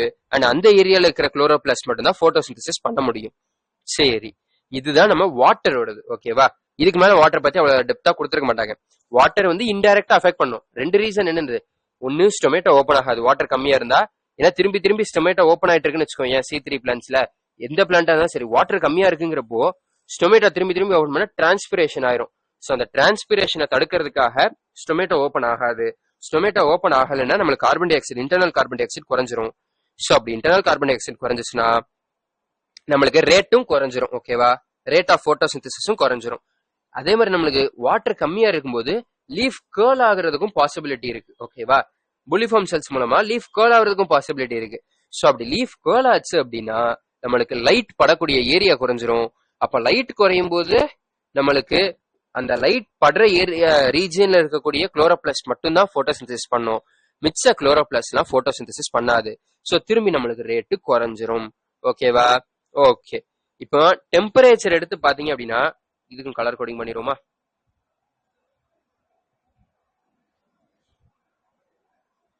Change style.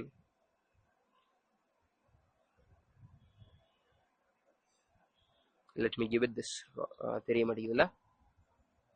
ராயல் ப்ளூ பேர் நல்லா இருக்குன்னு பார்த்தேன், நார்ஸ் ப்ளூ இருக்கட்டும். ஓகே, ஆர்எல்ஸ் இதுவும் தெரியல. So change style, let me look for a different colour. Okay,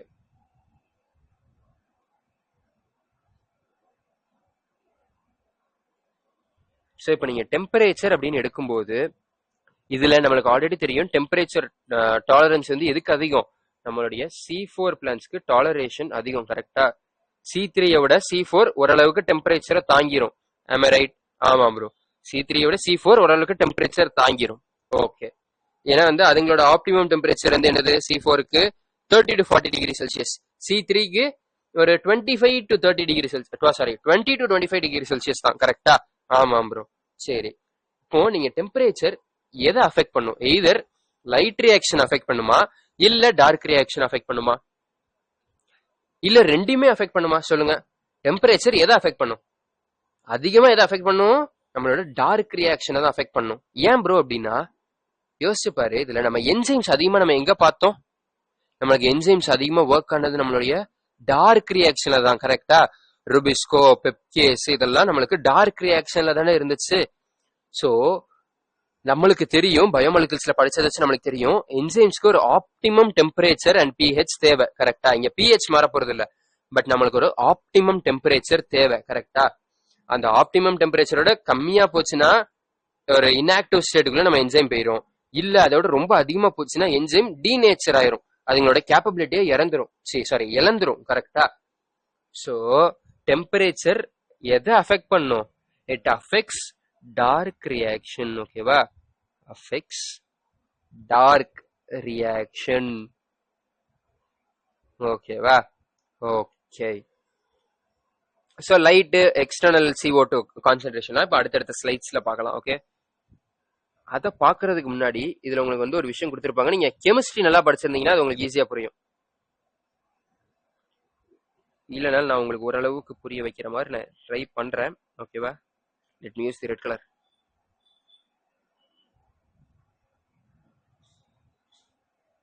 Blackman's law of limiting factor. Limiting factor இந்த பேர்ல உள்ள மாதிரியே நீங்க chemistry first chapter mole concept சாப்டர்ல ஒன்னு படிச்சிருப்பீங்க, ஞாபகம் இருக்கா? அதாவது லிமிட்டிங் ரீஏஜென்ட் அப்படின்னு சொல்லி ஒன்னு படிச்சிருக்கீங்களா? மோல் கான்செப்ட்ல. அதாவது ஒன்னும் கிடையாது, ரொம்ப காம்ப்ளெக்ஸ்லாம் கிடையாது. ஓகேவா? ரொம்ப சிம்பிளான விஷயம். இப்போ எனக்கு ஒரு ரியாக்ஷன் நடக்க போகுது, அதுல H பிளஸ் A பிளஸ் பின்னு இருக்கு. ஓகேவா? ஓகே, இதெல்லாம் சேர்ந்து எனக்கு BHAன்னு ஒரு விஷயம் ஃபார்ம் பண்ண போகுது. ஓகேவா? ஓகே ப்ரோ, சரி. இப்போ எனக்கு இதுல 15H இருக்கு, பிளஸ் 25A இருக்கு, பிளஸ் 35B இருக்கு. எனக்கு எத்தனை BHA வரும்? நல்லா யோசி. நீங்க 35ன்னு சொல்லக்கூடாது, இல்ல ஆட் பண்ணி சொல்லக்கூடாது. ஓகேவா? நல்லா யோசிச்சு சொல்லு.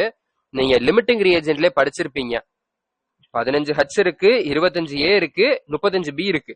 நம்மளுக்கு தெரியும் ஒரு H ஒரு A ஒரு B சேர்ந்தாதான், ஒரு H ஒரு A ஒரு B சேர்ந்தாதான் நம்மளுக்கு ஒரு BHA வரும்.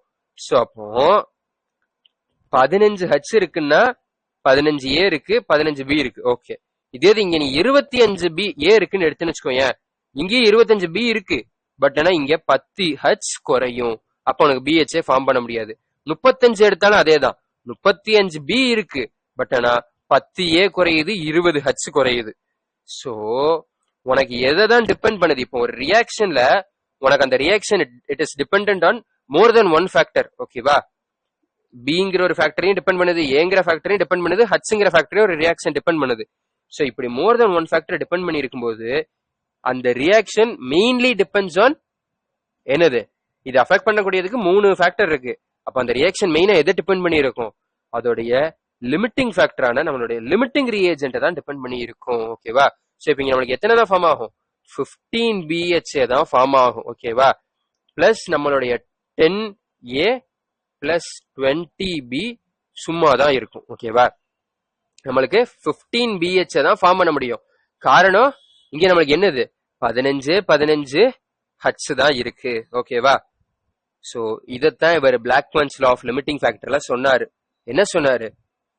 If a reaction is affected by more than one factor, then the reaction mainly depends on the limiting factor. ஓகேவா? அந்த லிமிட்டிங் ஃபேக்டரை டிபெண்ட் பண்ணி தான் நம்மளோட ரியாக்ஷன் இருக்கும்னு சொன்னாரு. ஓகேவா? இது இன்னும் சிம்பிளா நான் உங்களுக்கு சொல்லணும்னு வச்சுக்கோங்களேன். எப்படி சொல்லலாம்?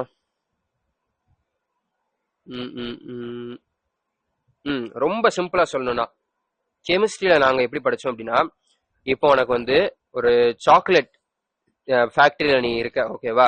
உனக்கு சாக்லேட் ஃபேக்டரியில இது சாக்லேட்டோட ரேப்பர். ஓகேவா? இது சாக்லேட்டோட பார், உள்ள இருக்கிற சாக்லேட் பார். ஓகேவா? ஓகே ப்ரோ, இது இந்த ரேப்பர் மேல போடக்கூடிய பேக்கேஜிங், ஃபைனல் பேக்கேஜிங் இது. ஓகேவா? This is wrapper, this is our chocolate bar and this is our என்னது? Final packaging, outer packaging. ஓகேவா? Outer packaging, outer pack. சரி, இப்போ எனக்கு இந்த 3 ஒண்ணு சேர்ந்தாதான் எனக்கு ஃபைனலா ஒரு சாக்லேட் வரும். கரெக்டா?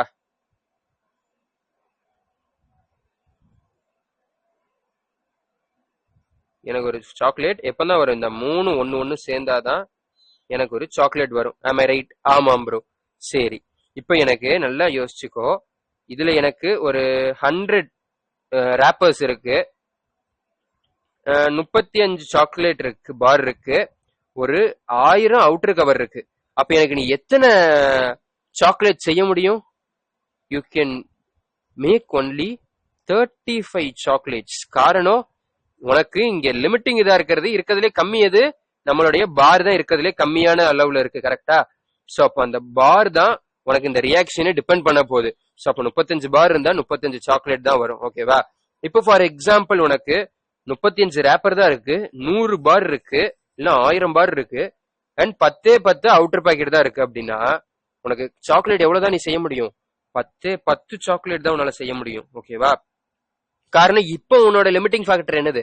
உன்னோட அவுட்டர் பேக். இப்ப இதே இது 5 ரேப்பர் தான் இருக்கு, 1000 பார் இருக்கு, 10 சாக்லேட் இருக்கு. அப்படிங்கிறப்ப உன்னால 5 சாக்லேட் தான் செய்ய முடியும். ஓகேவா? காரணம், உன்னோட லிமிட்டிங் ஃபேக்டர் இங்க ஒர்க் ஆகுறது இருக்கிறதுலே கம்மியான நம்மளோட ரேப்பர். ஓகேவா? சோ இப்ப நல்லா புரிஞ்சிருக்கும்னு நினைக்கிறேன். இதத்தான் இவர் பிளாக்மேன் அவருடைய ஒரு டிஸ்கிரிப்டிவ் ஃபார்மேட்ல சொன்னாரு. ஓகேவா? அதாவது if a reaction is dependent on more than one factors. ஓகேவா? ஒரு ரியாக்ஷன் மோர் தென் ஒன் ஃபேக்டரை டிபெண்ட் பண்ணி இருக்குதுன்னு வச்சுக்கோயேன், then the reaction is determined by the limiting factor or the one which is very low. ஓகேவா? எது கம்மியான அளவுல இருக்கோ அதை டிபெண்ட் பண்ணி தான் இருக்கும். நான் உங்களுக்கு என்சிஆர்டி லைன் அப்படியே எழுதுறேன். If a reaction is affected by more than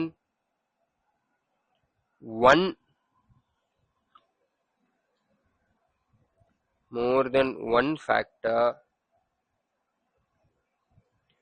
then the reaction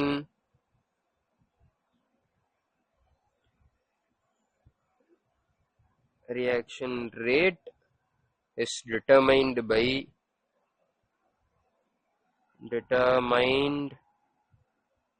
by the factor which is minimum.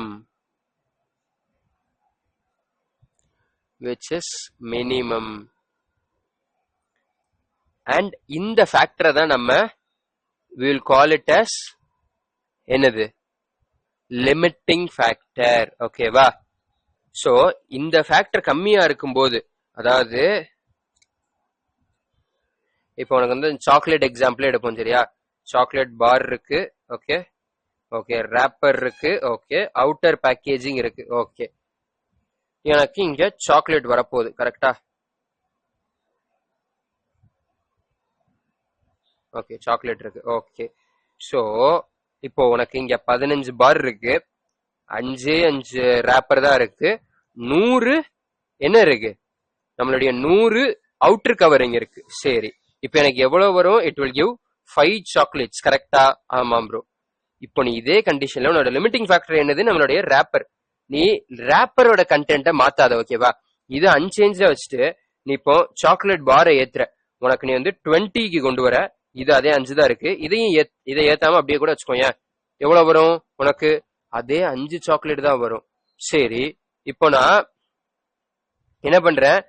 Outer பேக்கேஜிங்க ஏத்துறேன், 100ல இருந்து 1000 அவுட்டர் பேக்கேஜிங்க மாத்தினாலும் எனக்கு அதே 5 சாக்லேட் தான் வரப்போகுது. கரெக்டா?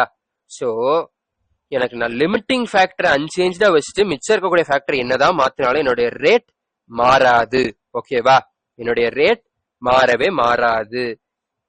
அதே மாதிரி இப்போ நான் லிமிட்டிங் ஃபேக்டரையும் ஒரு அளவுக்கு நான் இன்க்ரீஸ் பண்ணிட்டே, இப்ப 5 இருக்கு தெரியுமா?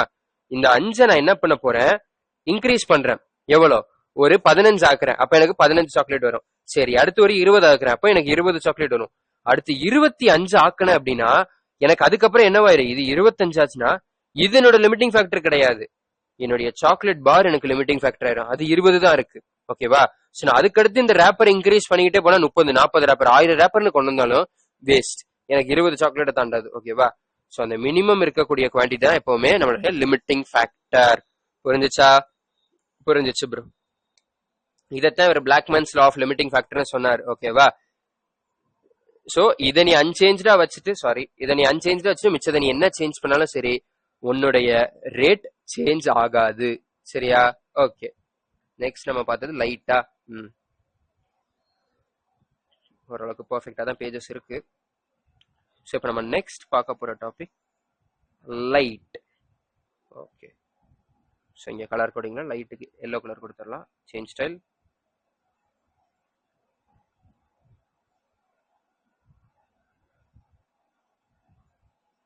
டன். எக்ஸ்டர்னல் CO2க்கு என்ன கொடுக்கலாம்? ஆரஞ்சு கொடுத்துருவோம். ஓகேவா? Change style orange. டன்.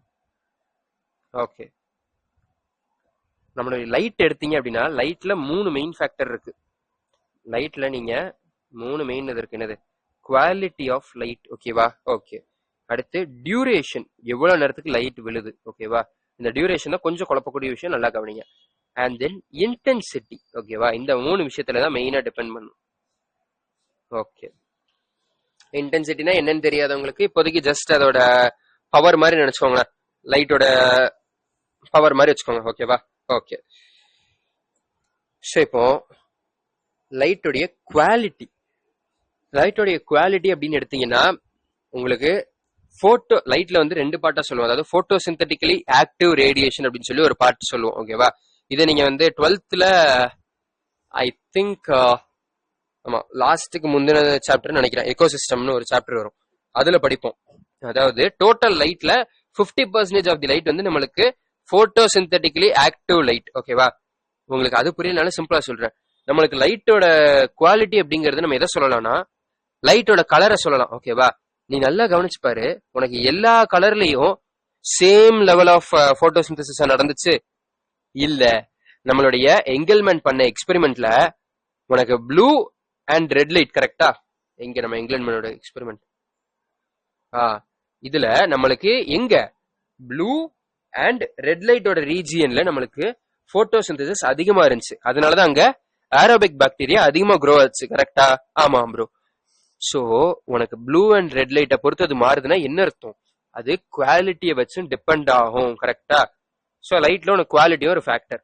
சரி, it also depends on the quality. Okay. Duration எடுத்த அப்படின்னா லைட் எவ்வளவு நேரம் படுது அப்படிங்கறது டியூரேஷன். ஓகேவா? நான் இப்போ ஒரு ஸ்டேட்மெண்ட் சொல்றேன், இது உங்களுக்கு எத்தனை பேர் நீங்க இதை அக்ரி பண்றீங்கன்னு சொல்லுங்க. இதை எத்தனை பேர் ஒத்துக்கிறீங்க?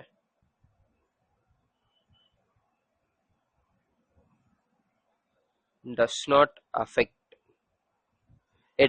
affect the rate of photosynthesis. எத்தனை பேர் ஒத்துக்கிறீங்க? ப்ரோ எப்படி ப்ரோ அதை அஃபெக்ட் பண்ணாம இருக்கும்? டியூரேஷன் அஃபெக்ட் பண்ணுமே.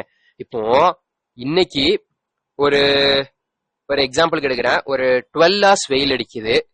ஓகே, எனக்கு 1 மணி நேரத்துக்கு எனக்கு வந்து இப்போ ஒரு குளுக்கோஸ் மாலிகுல் வரும்னு வச்சுக்கோங்க. எனக்கு 12 hours ப்ரோ 12 குளுக்கோஸ் மாலிகுல் வந்திருக்கும். சரி ப்ரோ, நாளைக்கு வந்து திடீர்னு நம்ம ஒரு எக்ஸாம்பிள் எடுத்துக்கலாம், 13 hours வெயில் அடிக்குது. சோ நம்மளோட டியூரேஷன் இன்க்ரீஸ் ஆயிருச்சு. சோ இப்ப நம்மளுக்கு குளுக்கோஸ் மாலிகுலும் 13 இன்க்ரீஸ் ஆயிரும்ல, 12 இருக்கும் கிடையாது. சோ அப்ப நம்மளுக்கு குளுக்கோஸ் மாலிகுலும் எக்ஸ்ட்ரா ஒரு மாலிகுல் ஃபார்ம் ஆயிருச்சு இல்ல. சோ அப்போ அதை அஃபெக்ட் பண்ணுது இல்ல, ரேட் அதை அஃபெக்ட் பண்ணுது இல்ல ப்ரோ அப்படின்னா தப்பு. நீங்க அப்படி ஒரு இதுலயே போகக்கூடாது. ஓகேவா? நீங்க சொல்றது கரெக்ட், பட் என்ன நீங்க ரேட் அஃபெக்ட் பண்ணுதுன்னு சொல்றதுதான் தப்பு. ஓகேவா? 12 hours 12 குளுக்கோஸ் மாலிகுல்னா 13 hours 13 குளுக்கோஸ் மாலிகுல் கரெக்ட் தான். பட் ரேட்டுங்கிறது இங்க என்னது? Number of molecules formed or number of products formed rate கிடையாது. Number of products by their time, by unit time அப்படிங்கிறது தான் நம்மளுடைய ரேட். ஓகேவா? இப்ப நீ நல்லா யோசிச்சு பாரு, நான் உனக்கு பிசிக்ஸ் வச்சு சொல்றேன். ஓகேவா? நான் 10 செகண்ட்ல 10 மீட்டர் போயிட்டேன், இன்னொருத்தன் 15 செகண்ட்ல 15 மீட்டர் போயிட்டான். இப்ப எங்க 2 பேத்துல யாருடைய ஸ்பீட் அதிகம்? ப்ரோ இது என்ன ப்ரோ கேள்வி? 2 பேத்துக்கும் ஸ்பீட் என்னது? உங்களுக்கு 10/10 1, அவனுக்கு 15/15 1. ரெண்டு பேரோட ஸ்பீடும் சேம் தான். எஸ், அதேதான் இங்க. இங்க நம்ம ஸ்பீட் ஆஃப் ப்ராடக்ட் ஃபார்ம்ல தான் ரேட்டுன்னு சொல்றோம். ஓகேவா? சோ எங்க ரெண்டு பேத்துக்கும் ஸ்பீடு ஒண்ணுனா, இப்ப இன்னைக்கு அந்த செடி உடைய ரேட் என்ன, அதாவது 12 ஹார்ஸ் வெயில் அடிக்கக்கூடிய அந்த டே உடைய ரேட் எவ்வளவுன்னு பாரு. 12 ஹார்ஸ்ல 12 மாலிகுல். சோ அப்போ டிவைட் பண்ணினா 12 molecules divided by 12 hours. So 1 molecule per hour. கரெக்டா? ஆமா ப்ரோ. நெக்ஸ்ட் டே எனக்கு 13 ஹவர்ஸ் டியூரேஷன் இன்க்ரீஸ் ஆயிருச்சு. சோ இப்ப 13 ஹவர்ஸ் வெயில் அடிக்கும் போது எனக்கு எவ்வளோ 13 மாலிகுல்ஸ் ஃபார்ம் ஆயிருக்கும். சோ அப்ப 13 மாலிகுல்ஸ் டிவைடட் பை 13 ஹவர்ஸ். இப்பவும் எனக்கு ரேட் எவ்வளவுதான்? 1 மாலிகுல் பெர் ஹவர் தான். கரெக்டா? புரியுதா? So duration is not gonna change. ஓகேவா? Duration is not gonna change. உனக்கு டியூரேஷன் ரேட்டை அஃபெக்ட் பண்ணாது. ஓகேவா? உனக்கு ரேட் அதே கான்ஸ்டன்டா தான் இருக்க போகுது. புரிஞ்சிருச்சா? ஏன்னா நிறைய பேர் வந்து குழப்புவாங்க. ஓகேவா? ஜஸ்ட் மகப்படிச்சு தான் போவாங்க. பட் நான் உங்களுக்கு தெளிவா சொல்றேன், duration is not gonna affect the rate. காரணம், உனக்கு டியூரேஷன் ஏற ஏற உனக்கு மாலிகுல்ஸ் ஃபார்ம்டு வேணா ஏறலாம், போட்டோசிந்தசிஸ் ஹேப்பன்ட் வேணா ஏறலாம், பட் ரேட் ஆஃப் போட்டோசிந்தசிஸ் மாறவே மாறாது. ஓகேவா? 12 மணி நேரத்துல 12 குளுக்கோஸ் மாலிகுல்னா 13 மணி நேரத்துல 13 குளுக்கோஸ் மாலிகுல் வரத்தான் செய்யும். பட் இப்பவும் உன்னோட ரேட் என்னதுதான்? 13/13 ஒரு குளுக்கோஸ் மாலிகுல் பெர் ஹவர் தான். ஓகேவா? உனக்கு 1 மணி நேரம் எக்ஸ்ட்ரா ஆயிடுச்சுன்னு சொல்லி ஸ்டார்டிங்ல இருந்து 2 குளுக்கோஸ் மாலிகுலா பெர் ஹவர்னு உருவாகாது. அப்பவும் உனக்கு ரேட் சேம் தான். 1 குளுக்கோஸ் மாலிகுல் பெர் ஹவர் தான் உருவாக போகுது. ஓகேவா? ஓகே. சோ இப்ப நம்ம நெக்ஸ்ட் பார்க்க போறது இன்டென்சிட்டி. இந்த இன்டென்சிட்டிக்கு ஒரு கிராஃப் போடலாம். ஏன்னா என்சிஆர்டில ஒரு கிராஃப் கொடுத்திருக்காங்க. ஓகேவா?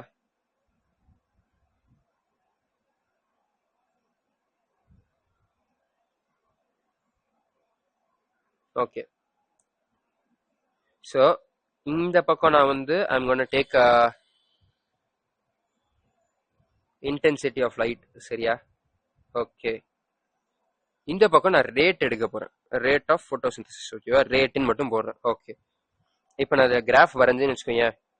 ஒரு கட்டத்துல அப்படி இன்க்ரீஸ் ஆக ஆக ஆக ஆக அப்படி இன்க்ரீஸ் ஆகிட்டே வரும். கரெக்டா? ஆமாம் bro. But after some time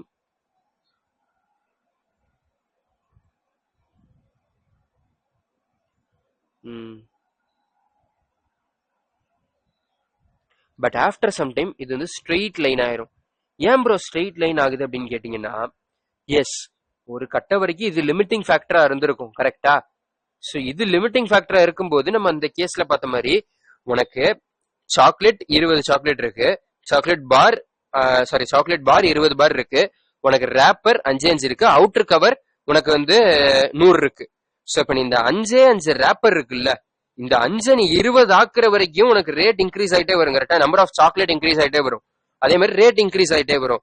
but நீ இதே 20 தாண்டி நீ இன்க்ரீஸ் பண்ணன்னு வச்சுக்கோங்க, இன்க்ரீஸ் ஆகாது சாக்லேட். ஏன்? ஏன்னா உனக்கு சாக்லேட் பார் 20 தான் இருக்கு. நீ 21 ரேப்பர் வச்சிட்ட அப்படின்னா உனக்கு இப்ப லிமிட்டிங் ஃபேக்டரா வேற விஷயம் வந்துடும். நம்மளுடைய சாக்லேட் பார் லிமிட்டிங் ஃபேக்டரா வந்துடும். சோ இப்ப நம்ம சாக்லேட் பார் லிமிட்டிங் ஃபேக்டர்ங்கிறப்போ அதை டிபெண்ட் பண்ணி தான் ரேட் இருக்குமே தவிர நம்மளுடைய சாக்லேட் ரேப்பரை டிபெண்ட் பண்ணி இருக்காது. நீ இதுக்கப்புறம் ரேப்பரை என்ன இன்க்ரீஸ் பண்ணாலும் பிரயோஜனம் கிடையாது. ஓகேவா? ஓகே. சோ அப்போ ஒரு கடத்துக்கு மேல இன்டென்சிட்டி ஏற ஏற நம்மளுக்கு ரேட் ஏற போறது கிடையாது. It becomes a straight line. ஓகேவா? இதுல ஒரு சின்ன கர்வ் மாதிரி போட்டு உங்களுக்கு ஒரு ஸ்ட்ரெயிட் லைனா கொடுத்துருப்பாங்க என்சிஆர்டில. ஓகே. பட் இதுவும் ஒரு கட்டம் வரைக்கும் தான். ஒரு கட்டத்துக்கு அப்புறம் என்ன ஆயிருன்னா, ரொம்ப இன்டென்சிட்டியில லைட் படும்போது நம்ம ஆல்ரெடி பார்த்திருக்கோம், போட்டோ ஆக்சிடேஷன் ஆயிரும். நம்மளோட குளோரோஃபில் மாலிகுல், குளோரோஃபில் ஏ வந்து ஹை லைட் இன்டென்சிட்டிஸ்ல ஆக்சிடைஸ் ஆயிடக்கூடாது, டிஸ்ட்ராய் ஆயிடக்கூடாதுன்னா சுத்தி சுத்தி பிக்மெண்ட் சிஸ்டம்ஸ் இருக்கு. கரெக்டா? அதான் ஏகப்பட்ட பிக்மெண்ட்ஸ் இருக்கு, ஹண்ட்ரட்ஸ் ஆஃப் பிக்மெண்ட்ஸ் இருக்கு. பட் அதுவும் ஒரு அளவுக்கு தானே தாங்க முடியும்.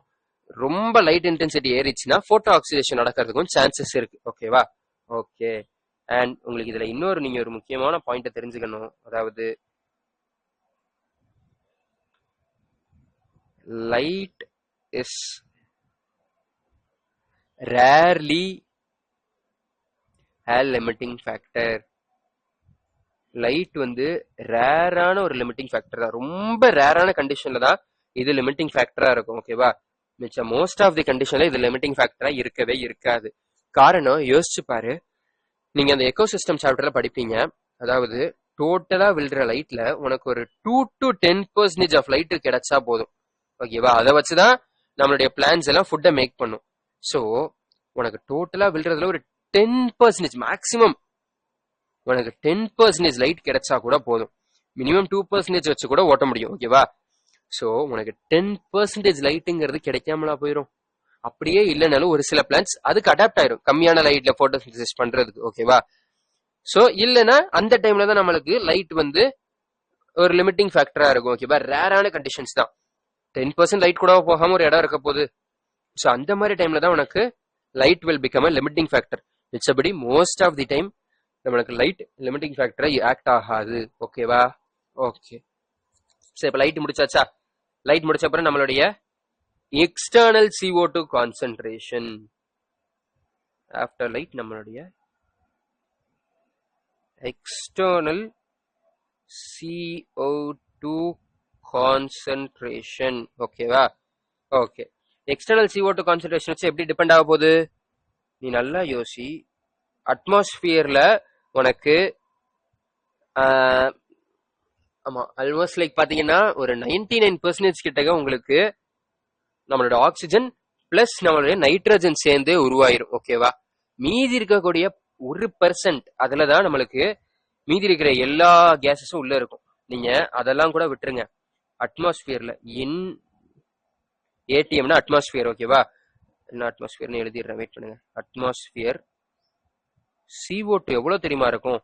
ஓவரால் அட்மாஸ்பியர்ல இருக்கிற காத்துல CO2 0.03% தான் இருக்கும்.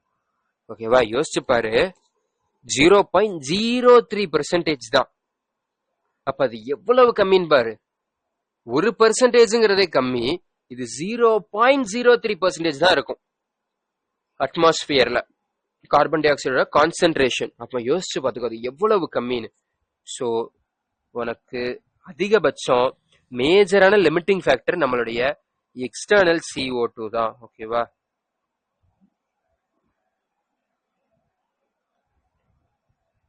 அட்மாஸ்பியரிக்னா CO2 கான்சென்ட்ரேஷன் தான் மேஜர் லிமிட்டிங் ஃபேக்டர். ஓகேவா? Major limiting factor. ஓகேவா? அதிகப்படியான டைம்ஸ்ல இதுதான் லிமிட்டிங் ஃபேக்டர் ஆகுது. அது எவ்வளவு கம்மியா இருக்குன்னு பாரு. Limiting factor. ஓகேவா? Okay bro. ஸோ இது நீ வந்து ஒரு 0.03 இருக்குன்னு சொன்னா அட்மாஸ்பியர்ல, இந்த 0.03% இருந்து ஒரு 0.05% வரைக்கும் இன்க்ரீஸ் பண்ணினா ரேட் இன்க்ரீஸ் ஆயிட்டே வரும். சரியா? இதையும் தாண்டி நான் இதுலயே போடுறேன். ஃபர்தர் இன்க்ரீஸ் பண்ணேன்னு வச்சுக்கோங்க, அது டாக்ஸிக் ஆயிரும். ஓகேவா? CO2 வந்து நல்லது கிடையாது. ஸோ ஃபர்தர் இன்க்ரீஸ்னா அது டாக்ஸிக்கா ஆக்ட் ஆக ஆரம்பிச்சிரும். ஓகேவா? It becomes toxic to the plant. பிளான்ட்டுக்கு அது நல்லது கிடையாது. ஓகே. ஸோ 0.03ல இருந்து 0.05 வரைக்கும் நீ கொண்டு வரைக்கும் உனக்கு ரேட் ஏறும். பட் அதுக்கு மேல 0.05 தாண்டி போகும்போது இட் பிகம்ஸ் டாக்ஸிக். உனக்கு பிளான்ட்டுக்கு ரொம்ப கெடுதல். ஓகே. இப்ப நீ நல்லா யோசிச்சு பாரு. உனக்கு C3 பிளான்ட்டுக்கு கான்சென்ட்ரேஷன், அதாவது கார்பன் டை ஆக்சைடு கான்சென்ட்ரேஷன் C3க்கு அதிகமா வேணுமா இல்ல C4க்கு அதிகமா வேணுமா? எதுக்கு அதிகமா இருக்கும்னு கேட்கல, எதுக்கு அதிகமா வேணும்னு கேட்கிறேன். C3க்கு தானே அதிகமா வேணும். ஏன் ப்ரோ, எதனால C3க்கு அதிகமா வேணும்? எஸ், நல்லா யோசி. C3 தான் ஒவ்வொரு தடவையும் ஓபன் பண்ணி உள்ள இழுக்க போகுது. C4 ஒரு தடவை எடுத்ததே உள்ள ஸ்டோர் பண்ணி அதோட கான்சென்ட்ரேஷனை ஏத்திக்கும். கரெக்டா? ஸோ C3க்கு உனக்கு எவ்வளவு தெரியுமா இருக்கணும் கான்சென்ட்ரேஷன்? 450 micro litres per litre, or else இதை வந்து ppmனு சொல்லலாம். ஓகேவா? மைக்ரோங்கிறது 10⁻⁻⁶. ஓகேவா? 450 ppmனு சொல்லுவாங்க. அதாவது இப்போ 1 மில்லியன் பார்ட்டிகிள்ஸ்ல 450 கார்பன் டை ஆக்சைடு பார்ட்டிகல் இருந்தா C3க்கு போதும். ஓகேவா? இது C4க்கு எடுத்தா இதை விட கம்மியா தான் வரும். C4க்கு 360 ppm போதும். ஆர்எல்ஸ் இதை மைக்ரோ லிட்டர் பெர் லிட்டர் அப்படின்னு சொல்லுவோம். ஓகேவா? இதுக்கு எவ்வளோ? 360 ppm போதும். 1 மில்லியன் பார்ட்டிகல்ஸ்ல 360 கார்பன் டை ஆக்சைடு பார்ட்டிகல்ஸ் இருந்தா போதும். ஓகேவா? அந்த அளவுக்கு கான்சென்ட்ரேஷன் C4க்கு எனஃப். C3க்குனா 450 பார்ட்டிகல்ஸ் இருக்கணும். 1 மில்லியன் பார்ட்டிகல்ஸ்ல 450 பார்ட்டிகல்ஸ் CO2 இருக்கணும். ஓகேவா? ஓகே. ஸோ இதைத்தான் நம்மளுக்கு கிரீன் ஹவுஸ் அது இதுன்னு யூஸ் பண்றது இதைத்தான். ஓகேவா? இந்த டொமேட்டோ இதெல்லாம் வந்து கிரீன் ஹவுஸ், அதாவது ஒரு பர்டிகுலர் ஸ்பேஸ்ல உனக்கு கார்பன் டை ஆக்சைடு கான்சென்ட்ரேஷன் அதிகமா வைப்பாங்க. நம்ம அதனாலதான் கிரீன் ஹவுஸ் எஃபெக்ட்னு சொல்றோம். ஓகேவா, நம்ம கார்பன் டை ஆக்சைடு நிறைய விட நம்மளுடைய அட்மாஸ்பியர்ல அந்த லேயர் வந்து நம்மளுக்கு என்னது, ஓசோன் லேயர் ஒரு கவரிங் மாதிரி ஆக்ட் ஆயிருதா. ஸோ உள்ள நம்மளுடைய கார்பன் டை ஆக்சைடு ட்ராப் ஆயிருது. ஸோ இதுதான் நம்மளுக்கு கிரீன் ஹவுஸ் எஃபெக்ட் அப்படின்னு சொல்றோம். நம்ம கிரீன் ஹவுஸ்ல என்ன பண்ணணும்னு பாத்தீங்கன்னா, கார்பன் டை ஆக்சைடோட கான்சென்ட்ரேஷன் அந்த தேவையான அளவுக்கு இன்க்ரீஸ் பண்ணி வைக்கிறது மூலமா போட்டோசிந்தசிஸ் அதிகமா நடக்கும். ரேட் ஆஃப் போட்டோசிந்தசிஸ் அதிகம் அப்படின்னா நம்மளுக்கு இந்த ஃப்ரூட் ஃபார்ம் ஆகுறது இது எல்லாமே டக்குன்னு நடக்கும். ஓகேவா, ஸோ அதைத்தான் நம்ம கிரீன் ஹவுஸ்ன்னு சொல்லுவோம். டொமேட்டோ, பெல் பெப்பர் இந்த மாதிரி இதெல்லாம் நம்ம கிரீன் ஹவுஸ்ல வளர்ப்போம். Okay, so then major limiting factor இதுதான். And successfully we have completed photosynthesis in flowering plants chapter. ஓகேவா, அதை சக்சஸ்ஃபுல்லா முடிச்சாச்சு. Okay, very happy for that. So இப்போ நம்ம என்னது டக்கு டக்குன்னு என்சிஆர்டி ரீட் பண்ணிட்டு கொஸ்டின் சால்வ் பண்ணிட்டு டக்கு டக்குன்னு போயிடலாம். ஓகேவா, ஆனால் என்சிஆர்டில தான் நிறைய இருக்கும் ரீட் பண்றதுக்கு. Okay, plants that are adapted to dry tropical regions have the C4 pathway mentioned earlier. ட்ரையா உள்ள ரீஜன்ஸ், வாட்டர் கம்மியா இருக்கக்கூடிய ரீஜன்ஸ்ல கூட நம்மளுக்கு C4 பிளான்ஸ் இருக்கும். காரணம் they are adapted. ஓகேவா, ட்ராபிக்கல் ரீஜன்ஸ்ல தான் சன்லைட் அதிகமா படும் டெம்பரேட்டை விட. ஓகேவா, okay, so though these plants have the C4 oxaloacetic acid as the first carbon fixation product, they use C3 pathway or the Calvin cycle as the main biosynthetic pathway. ஓகேவா, main biosynthetic pathway of C4 is C3. ஓகேவா, C4ல நம்மளுக்கு என்னதான் ஆக்சோலோ acetic acid இருந்தாலும் நம்மளுக்கு C3 தான் main biosynthetic pathway. சரியா, okay. C4 plants are special. They have a special type of leaf anatomy. They tolerate high temperatures. They show a response to high light intensities. They lack a process called photorespiration. இதுல photorespiration இருக்காது. And they have greater productivity of biomass. இதுல அதிகமா production நடக்கும். எப்படி? They particularly large cells around vascular bundles. vascular bundle சுத்தி இருக்கக்கூடிய large cells என்னது? bundle sheath cells. ஓகேவா, and the leaves which have such anatomy are said to have crans anatomy இருக்கு அப்படின்னு சொல்லுவோம். cransனா என்னது? it means wreath. wreathங்கிறது அந்த மலர் வளையம் மாதிரி. ஓகேவா, okay. and is a reflection of an arrangement of cells. arrangement of cell தான் நம்ம வந்து இந்த wreath ஸ்ட்ரக்சர்ல அரேஞ்ச் ஆயிருக்கிறதுனால நம்ம அதை என்னன்னு சொல்றோம்? crans anatomy அப்படின்னு சொல்றோம். ஓகேவா, the bundle sheath cells may form several layers around the vascular bundles. vascular bundles சுத்தி several layer இருக்கு, அதாவது மல்டி லேயர்டா இருக்கும். having large number of chloroplasts, நிறைய chloroplast இருக்கும், thick walls இருக்கும், and it is impervious to gaseous exchange, no intercellular spaces. ஓகேவா, tightly packed with no intercellular spaces. இதுல வந்து maize and sorghum, they are the examples. ஓகேவா, maize and sorghum are the examples. It would be interesting for you to collect leaves of diverse. Okay, இதெல்லாம் வந்து நீங்க எடுத்து பாருங்கன்னு சொல்றாங்க. Okay, this pathway that has been named the Hatch and Slack pathway. ஓகேவா, இந்த pathway நம்ம என்னன்னு சொல்றோம்? Hatch and Slack pathway அப்படின்னு சொல்றோம். இது ஒரு சைக்கிளிக் ப்ராசஸ் தான். என்னன்னு நடக்கு அப்படின்னு பாத்தீங்கன்னா, பிரைமரி CO2 அக்செப்டர் வந்து ஒரு 3 கார்பன் மாலிகுல் நேம்டு பாஸ்போயினால் பைருவேட். இதோட இது சேர்ந்து இது எங்க நடக்குது? நம்மளோட மீசோஃபில் செல்ல நடக்கும். In presence of an enzyme called PEPcase, அதாவது பாஸ்போயினால் பைருவேட் கார்பாக்சிலேஸ். ஓகேவா, அந்த என்சைமோட பிரசன்ஸ்ல இந்த ரியாக்ஷன் நடந்து ஒரு C4 ஆசிட். ஓகேவா, இங்க மீசோஃபில் செல்ல ருபிஸ்கோ இருக்காது. Okay, very important thing. C4 acid OAA is formed. அதான் நம்மளோட ஆக்சலோஅசிட்டிக் ஆசிட் ஃபார்ம் ஆகி it then forms other C4 carbon compounds like malic acid or aspartic acid. இது மேலிக் ஆரல்ஸ் ஆஸ்பார்டிக் ஆசிட் அப்படிங்கக்கூடிய அதர் C4 ஆசிட்ஸை ஃபார்ம் பண்ணி mesophyll செல்ல இருந்து transport ஆகி போகும். ஓகேவா, இது நான் மென்ஷன் பண்ணாம விட்டுருப்பேன். It is very very important. Okay,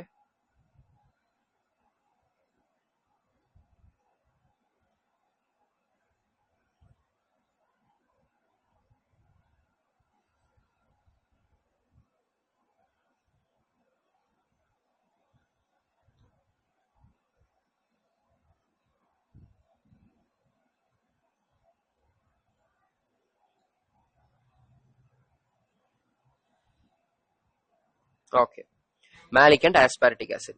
சரி, which are transported to the bundle sheath cells. அதுக்கப்புறம் அது bundle sheath செல்லுக்கு போகுது. இங்க பாரு, பாஸ்போயினால் பெப்பும் கார்பனிக் ஆசிடும் சேர்ந்து பெப்கேஸ் பிரசன்ஸ்ல சேர்ந்து C4 ஆசிட் அது டிரான்ஸ்போர்ட் ஆகி கீழே போகுது, டீகார்பாக்சிலேஷன் நடந்து CO2 கேல்வின் சைக்கிள் போயிருது, C3 ஆசிட் திரும்பி இங்க வருது, ரீஜெனரேட் ஆகுது, திரும்பி இங்க வந்துருது. ஓகேவா, அதான் இங்க கண்டென்ட்ல போட்டிருப்பான்.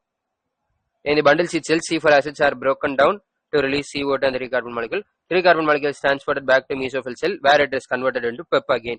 திரும்பி PEP மாத்திருவோம். CO2 released in the bundle sheet cells enter the C3, a pathway common to all plants. இது வந்து universal pathway. The bundle sheet cells are rich in enzyme ribulose bisphosphate carboxylase arginase. அதாவது ருபிஸ்கோல ரிச்சா இருக்கும். ஏன்னா அங்கதானே C3 நடக்குது. So அது வந்து it is rich in rubisco but lacks PEPcase. ஏன்னா பெப்போட இந்த பெப்கேஸோட வேலை எங்க நடக்குது, நம்மளுடைய மீசோஃபில் செல்ல தான் நடக்குது. ஸோ மீசோஃபில் செல்ல நம்மளுக்கு பெப்கேஸ் இருக்கும், பண்டில் ஷீட் செல்ல ருபிஸ்கோ இருக்கும். ஓகேவா, ஓகே.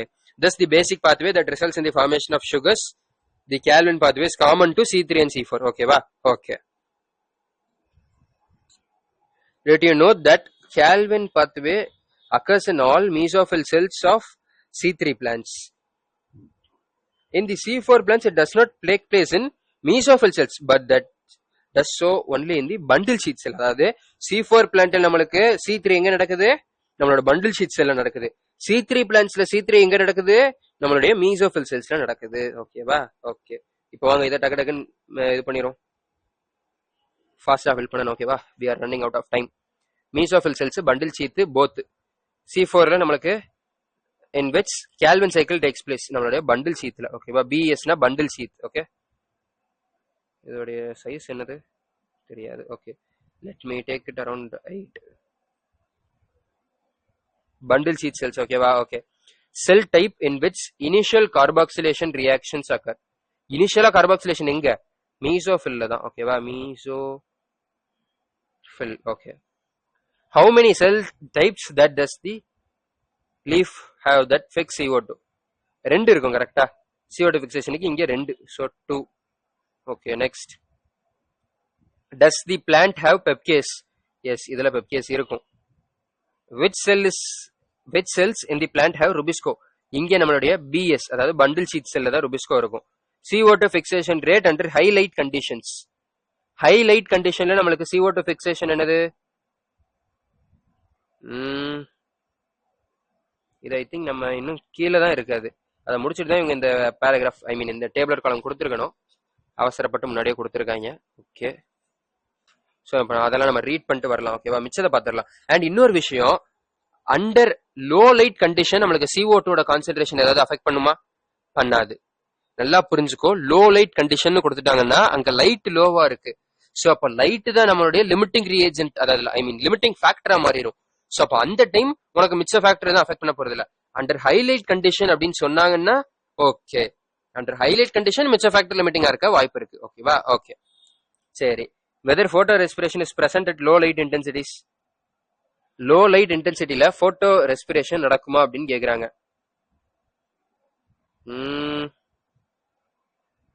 இது நம்ம கீழே ரீட் பண்ணிட்டு வந்தாதான் உங்களுக்கு புரியும். ஹைலைட் இன்டென்சிட்டிஸ்ல நீங்க பாத்தீங்கன்னா போட்டோ ரெஸ்பிரேஷன் இதுவும் நம்ம கீழே ரீட் பண்ணிட்டு வேற வந்துடும். சரியா, whether photorespiration could be present at low CO2 concentration. Yes, இங்க எஸ், பட் இங்க நோ, ஏன்னா இங்க நடக்கவே முடியாது போட்டோ ரெஸ்பிரேஷன். ஓகேவா, இதுலயும் நோ, இங்கேயும் நோ தான். ஓகேவா, whether photorespiration could be present at high CO2 concentration, அப்பவுமே இங்க நோ தான். ஓகேவா, இங்க போட்டோ ரெஸ்பிரேஷன் நடக்கவே முடியாது, சான்ஸே கிடையாதுங்கிற மாதிரி. Okay, okay.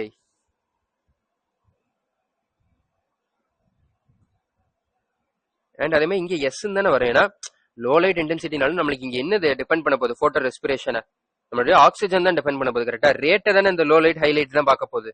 ஸோ இங்க பாசிபிலிட்டிஸ் இருக்கு. ஓகேவா, yes. Carbon fixation rate under high light conditions. High light கண்டிஷன்ல இது எப்படி இருக்கும், மீடியமா இருக்குன்னு சொல்லலாமா?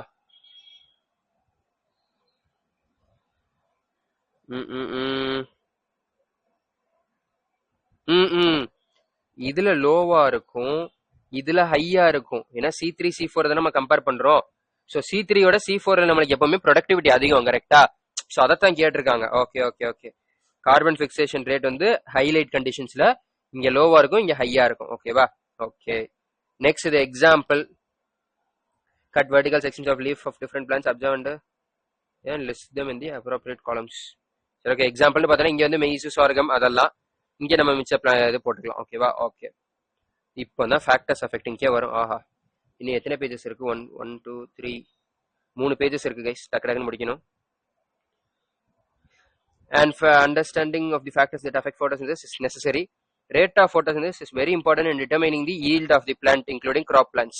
எவ்வளவு கிலோ photosynthesis அதிகமா நடக்குதோ அவ்வளவுக்கு அதோடைய ஈல்டும் அதிகமா இருக்கும். கரெக்டா? ஏன்னா photosynthesis அதிகமா இருந்தாதான் சுகர் அதிகமா ஃபார்ம் ஆகும். அந்த சுகர் தானே நம்மளோட ஈல்டு. நம்மளோட ரைஸ், வீட், பிளான்ட்ஸ் உடைய அந்த ஃப்ரூட்ஸ், வெஜிடபிள்ஸ், ஃபைபர்ஸ் எல்லாமே photosynthesis மூலமா வந்ததுதான். ஓகேவா?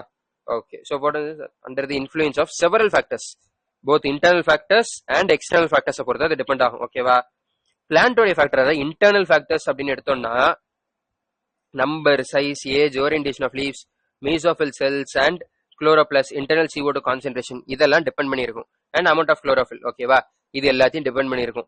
ஓகே, நம்பர் ஆஃப் லீஃப் எவ்வளவு இருக்கு, number of size of leaf எப்படி, ஏஜ் அந்த லீஃப் எவ்வளவு ஏஜ், ரொம்ப பழைய லீஃப்னா அது எப்படி, ஓரியன்டேஷன் ஆஃப் லீஃப் அது கரெக்டா சன்லைட் நோக்கி இருக்கா, அது சன்லைட்டுக்கு ஆப்போசிட்டா இருக்கா, இல்ல சன்லைட்டே படாத இடத்துல இருக்கா, இல்ல மீசோஃபில் செல்ஸ் எத்தனை இருக்கு, ஒவ்வொரு மீசோஃபில் செல்லையும் எவ்வளவு குளோரோபிளாஸ்ட் இருக்கு, இன்டர்னலா CO2 கான்சென்ட்ரேஷன் எப்படி இருக்கு, குளோரோபிளாஸ்ட்ல குளோரோஃபில் எப்படி இருக்கு, இது எல்லாம் இருக்கு. ஓகேவா?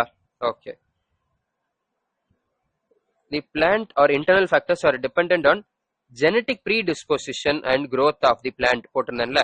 So genetic predisposition and growth of the plant முன்னாடியே ஜெனடிக்லயே முடிவா இருக்கு, அது எப்படி வளரணும் என்ன எதுங்கிறது. ஸோ அதையும் டிபெண்ட் பண்ணி இருக்கு. ஓகேவா? எக்ஸ்டர்னல் எதுன்னு எடுத்தோம்னா sunlight, temperature, CO2 and water. ஓகேவா? Okay, as a plant photosynthesis all these factors will simultaneously affect its rate. இது எல்லாமே அஃபெக்ட் பண்ணும்.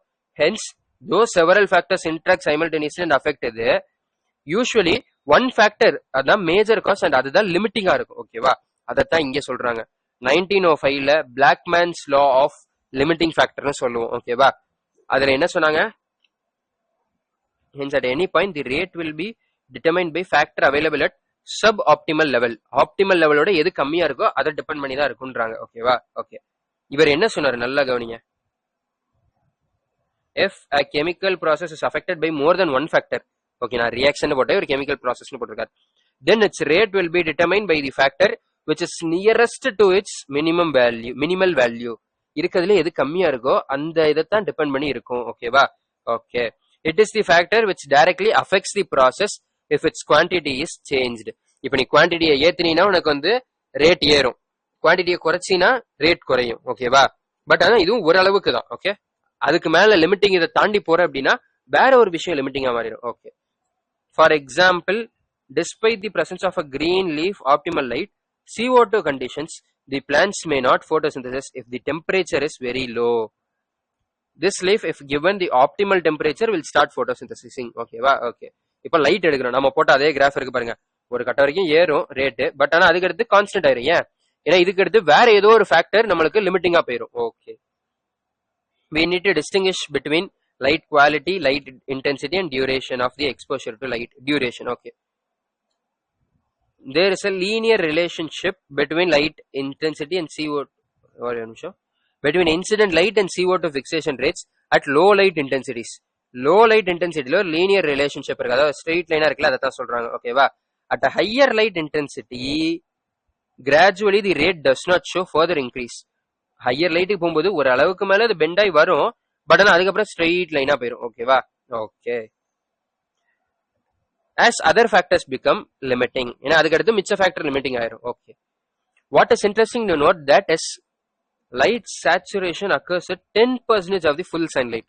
உனக்கு மொத்தத்துல 10% கிடைச்சாலே போதும், உனக்கு லைட் சேச்சுரேட் ஆயிரும். ஓகேவா? அதாவது தேவையான அளவு ரீச் பண்ணிரும், அதுக்கு மேல உனக்கு வந்து இது ரேட் அஃபெக்ட் ஆகாது. hence except for plants in shade or in dense forest, light is rarely a limiting factor. ஓகேவா? இந்த பெரிய இப்போ இந்த பேனியன் ட்ரீ இந்த மாதிரி ஆலமரம் மாதிரி பெருசா இருக்கு, அதுக்கு கீழே சின்னதா ஆலமரத்துக்குள்ள கூட தாண்டி வந்துடும் லைட். இப்போ ஏதோ ஒரு ட்ரீ இருக்கு, நிறைய ரொம்ப டென்ஸான ட்ரீயா இருக்கு. ஓகேவா? நிறைய லீவ்ஸ் இருக்கு, அதுக்கு அடியில ஒரு சின்ன செடி வளருது அப்படின்னா அதுக்கு அவ்வளவா லைட் வராது, அது ஷேட்ல தான் வளருது. ஸோ அந்த மாதிரி டைம்ல வேணா லைட் லிமிட்டிங் ஃபேக்டரா இருக்குமே தவிர மிச்ச டைம்ல இருக்காது. ஓகேவா? increase in incident light beyond a point causes the breakdown of chlorophyll and decrease in photosynthesis. சொன்னா ஒரு அளவுக்கு மேல போச்சுன்னு வச்சுக்கோங்க, இந்த கிராஃப் எப்படி தெரியுமா போகும், ஒரு அளவுக்கு மேல இது போயிட்டு இப்படி ஆயிரும். ஓகேவா, போட்டோசிந்தசிஸ் குறைஞ்சிரும். காரணம் என்ன, காரணம் ஒரு அளவுக்கு மேல குளோரோஃபில் மாலிகுல்ஸ் ஆக்சிடைஸ் ஆயிரும், போட்டோ ஆக்சிடைஸ் ஆயிரும். ஓகேவா, அதாவது அதுங்களுடைய கேரக்டரே இழந்துரும். Okay, carbon dioxide is the major limiting factor for photosynthesis. சொன்னா கார்பன் டை ஆக்சைடு அட்மாஸ்பியர்ல வெரி லோ தான், 0.03 இருந்து 0.04 தான் இருக்கும். ஓகேவா, இதை நீ எது வரைக்கும் இன்க்ரீஸ் பண்ணலாம், அப் டு 0.05 வரைக்கும் இன்க்ரீஸ் பண்ணலாம். பட் அதை தாண்டி இன்க்ரீஸ் பண்ண அப்படின்னா beyond this level it can damage over long periods. அதாவது இது வந்து ஒரு டாக்ஸிக் மெட்டீரியல் மாதிரி ஆயிரும். ஒரு அளவுக்கு மேல இந்த 0.05 தாண்டி நீ போற அப்படின்னா ஒரு டைமுக்கு மேல நீ இதை கொடுக்கும்போது பிளான்ட்டுக்கு பெரிய பாதிப்புகளை ஏற்படுத்தும். ஓகேவா, okay. C3 and C4 plants respond differently to CO2 concentration at low light condition. நல்லா கவனி, at low light condition neither groups respond to high CO2 conditions. ரொம்ப முக்கியம். லோ லைட் கண்டிஷன்ல ரெண்டுமே வந்து CO2 கான்சென்ட்ரேஷனுக்கு ரெஸ்பாண்ட் பண்ணாதுன்றாங்க. ஏன், பிகாஸ் லோ லைட் கண்டிஷன்ல உனக்கு CO2 is not a limiting factor. ஓகேவா, அப்போ உனக்கு லைட் தான் லிமிட்டிங் ஃபேக்டர். சரியா, சோ உனக்கு எதை டிபெண்ட் பண்ணாது, CO2 டிபெண்ட் பண்ணாது. சரி ப்ரோ, அப்ப நீங்க மட்டும் போட்டோ ரெஸ்பிரேஷன் நடக்குமேன்னு போட்டீங்க அப்படின்னா, எஸ், இங்க உங்களுக்கு போட்டோ ரெஸ்பிரேஷன் நடக்குமா இல்லையா தான் கேட்டிருக்காங்களே தவிர ரேட்டை பத்தி இவங்க எதுவுமே பேசல. சோ லோ லைட்டா இருந்தாலும் சரி, ஹைலைட் இன்டென்சிட்டியா இருந்தாலும் சரி, ஓகேவா, உனக்கு போட்டோ ரெஸ்பிரேஷன் நடக்கதான் போகுது. போட்டோ ரெஸ்பிரேஷனா என்னது, ஆக்சிஜனோட சேர்ந்து நம்மளுக்கு பாஸ்போகிளைகுலேட் அண்ட் PGA ஃபார்ம் ஆகுறதா போட்டோ ரெஸ்பிரேஷன். ஓகேவா, அது எப்படி இருந்தாலும் இதுல ஃபார்ம் ஆகிறதுக்கு பாசிபிலிட்டி இருக்கு, இதுல ஃபார்ம் ஆக பாசிபிலிட்டியே கிடையாது. ஓகேவா, okay. Present at low CO2 concentration. Yes, CO2 concentration லோவா இருக்குன்னா கண்டிப்பா நம்மளுக்கு போட்டோ ரெஸ்பிரேஷன் இங்க நடக்கும். கரெக்டா, ஏன்னா ஆக்சிஜனோட CO2 கான்சென்ட்ரேஷன் ரொம்ப கம்மியா இருக்கு, சோ நடக்கும். ஹை CO2 கான்சென்ட்ரேஷன் அப்படி எப்படி நடக்கும், சும்மாவே ஈக்குவல் கான்சென்ட்ரேஷன்ல இருந்தாலே நம்ம ருபிஸ்கோ CO2 தான் ஃபேவர் பண்ணும். ஹையா இருந்தா வேற வழியே கிடையாது, CO2 தான் ஃபேவர் பண்ணி ஆகணும். ஓகேவா, ஓகே. ஹைலைட் இன்டென்சிட்டிஸ்ல both C3 and C4 show increase in rates of photosynthesis. ஓகேவா, okay. What is important to note here is that C4 plants show saturation at 360 microliter per liter. ஓகேவா, அதாவது 360 ppmல உனக்கு saturation வந்துடும் C4க்கு. C3க்கு அதிகமா தேவை. கரெக்டா, response to increased current saturation is scene only at 450 ppmல தான் உனக்கு சேச்சுரேஷன் வரும். ஓகேவா, காரணம் உனக்கு வந்து C3ல உனக்கு கொஞ்சமா, C4ல கொஞ்சமா இருந்தாலும் உள்ள எடுத்தது கான்சென்ட்ரேஷன் இன்க்ரீஸ் பண்ணிக்கும். பட் C3ல அப்படிலாம் பண்ண முடியாது. சோ வெளியே கான்சென்ட்ரேஷன் அதிகமா தான் இருக்கணும். ஓகேவா, okay. thus current availability of CO2 level is limiting C3 plants. so கரண்டா நம்மளோட அட்மாஸ்பியர்ல இருக்கக்கூடிய அந்த level of carbon dioxide வந்து C3 பிளான்ட்ஸ்க்கு லிமிட்டிங் தான். ஓகேவா, ஓகே.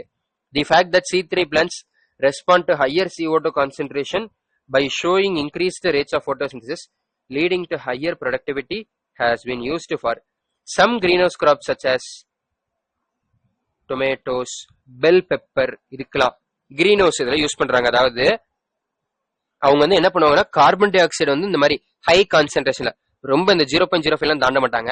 கரெக்டா அந்த ஏத்தக்கூடிய லெவலுக்கு கரெக்டா அவங்க ஏத்தி வச்சு அதுக்குள்ள இவங்க இந்த பிளான்ஸ் எல்லாம் வளர்க்குறாங்க. ஓகேவா, C3 பிளான்ஸ் லைக் இந்த டொமேட்டோ, பெல் பெப்பர் இதெல்லாம் வளர்க்குறப்போ நம்மளுக்கு கான்சென்ட்ரேஷன் ஆஃப் CO2 அதிகமா இருக்கு. ஸோ நீ சாதாரணமா வெளியே வளர்க்கறதோட ஒரு க்ளோஸ்ட் என்விரான்மெண்ட்ல CO2 கான்சென்ட்ரேஷன் அதிகமா வச்சு வளர்க்கும் போது உனக்கு பிளான்ட்டோட ஈல்டு நல்லா இருக்கும். அதாவது அது நல்ல நிறைய வளரும், நிறைய அந்த டொமேட்டோ எல்லாம் நல்ல ரிச்சா நல்ல பெரிய டொமேட்டோவா வர்றதுக்குலாம் சான்சஸ் இருக்கு. ஓகேவா, okay. Dark reactions being enzymatic are temperature controlled. சொன்னா டார்க் ரியாக்ஷன் தான் டெம்பரேச்சர் மெயினா அஃபெக்ட் பண்ணும். Though light reactions are also temperature sensitive, they are affected to a much lesser extent. லைட்டா ரொம்ப லைட்டா தான் அஃபெக்ட் ஆகும். ஓகேவா, okay. The C4 plants respond to higher temperatures and show high rate of photosynthesis. ஓகேவா, C4க்கு higher rate of photosynthesis higher temperature இருக்கும். ஆனா C3 plants have a much lower temperature optimum. ஓகேவா, இதோட ஆப்டிமம் டெம்பரேச்சரும் C4க்கு அதிகம், C3க்கு கம்மி. Okay, okay. Temperature optimum for photosynthesis of plants also depends on habit that they are adapted to. அதாவது இப்போ tropical region இருக்குன்னு வச்சுக்கோங்க. அதாவது இப்ப இதான் நம்ம ஏர்த்னா இதுல இந்த சென்டர்ல இருக்கதான் டிராபிக்கல்னு சொல்லுவோம். அதை தாண்டி இங்க வெளியே இருக்கிறத நம்ம டெம்பரேட் ரீஜியன்ஸ் அப்படின்னு சொல்லுவோம். ஓகேவா?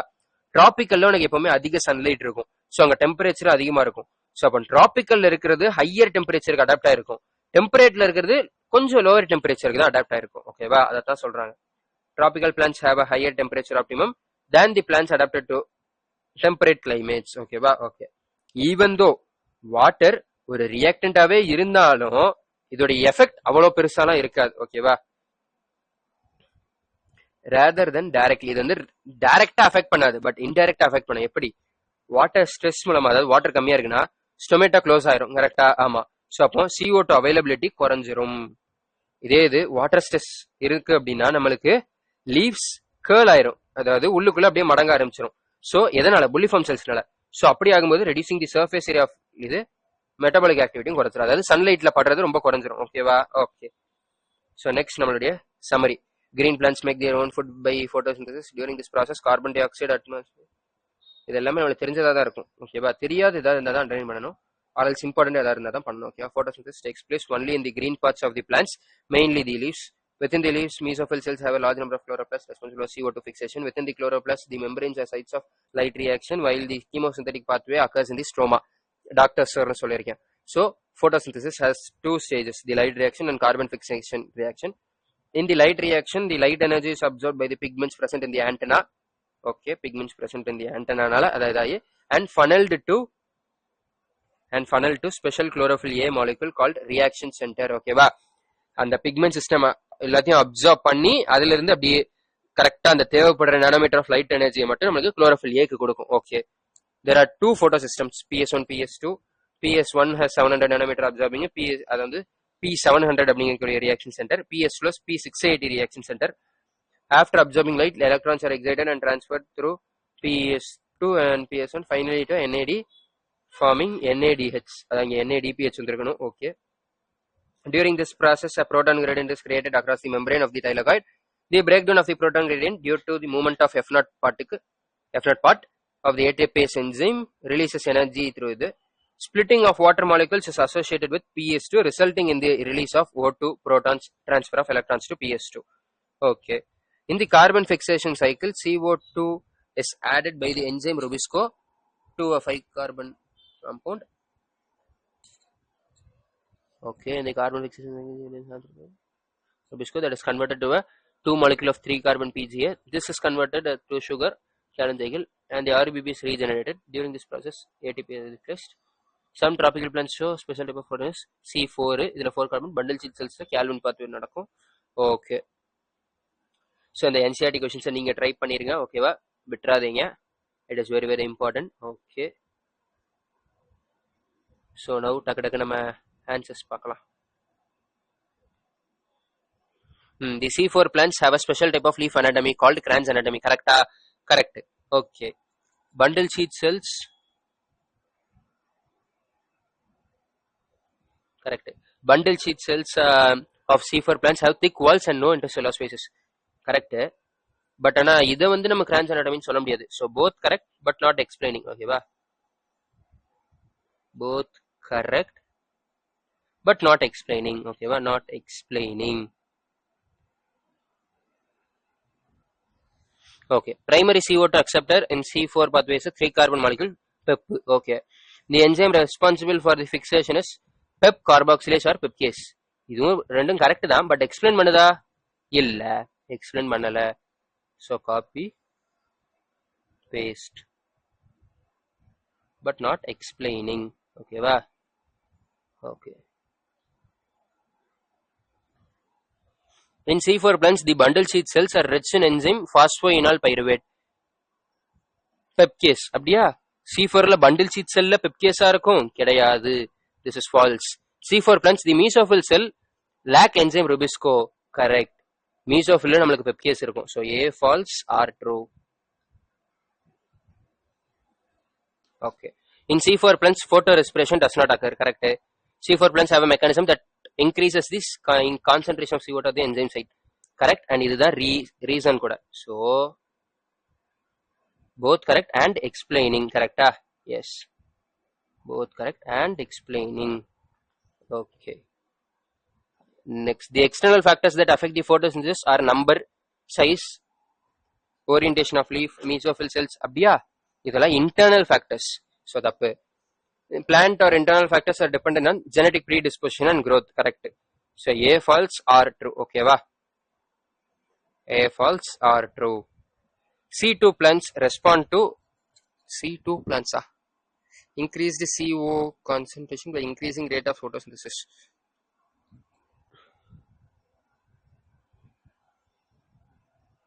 C3 plants are there. Okay, but C3 plants respond to increase the CO2 concentration by increasing rate of photosynthesis. Correct. The higher productivity of some greenhouse crops such as tomatoes and bell pepper is due to increase the CO2 concentration. ரெண்டும் correct தான். But ஆனால் இங்கே வந்து என்ன கொடுத்துருக்குன்னா C3 பிளான்ஸ்ல CO2 is limiting ஃபேக்டர்னு கொடுத்திருந்தா தான் கரெக்டான explanation. இதை வந்து நம்ம நாட் எக்ஸ்பிளைனிங் வேணா சொல்லலாம். அதுக்கு ஒரு எக்ஸாம்பிளா தான் இங்க கொடுத்துருக்காங்களே தவிர ஒரு எக்ஸ்பிளனேஷனை இங்க அவங்க கொடுக்கல. ஓகேவா? Both correct and not explaining. Okay. Tropical plants have a higher optimum temperature for photosynthesis than temperate plants. Correct. The optimum temperature for photosynthesis of different plants depend on their habitat. Yes. அதனால தான் டிராபிக்கலுக்கு அதிகமா இருக்கு, இது இருக்கு. So டெம்பரேட்டுக்கு கம்மியா இருக்கு. So both correct and explaining. ஓகேவா? Both correct and explaining. Okay. What is the role of large bundle sheath cells found around the vascular bundles to provide site for photorespiratory? கிடையவே கிடையாது, அங்க photo respiration நடக்காது. Okay. To increase the number of chloroplast cells, chloroplast for the operation of Calvin cycle. Yes. இதுதான் அதோட main reason. நிறைய chloroplast கொடுக்கணும். ஓகேவா? இதுவும் கிடையாது, இதுவும் கிடையாது. Okay.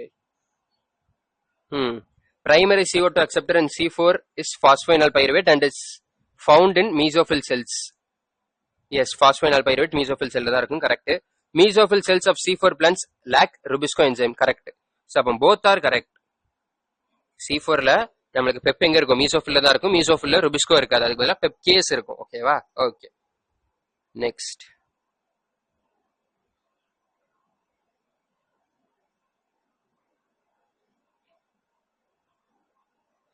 In Cran's anatomy, the bundle sheath cells have thick walls. So thin walls வராது. Thick walls. Many intracellular spaces. கிடையவே கிடையாது.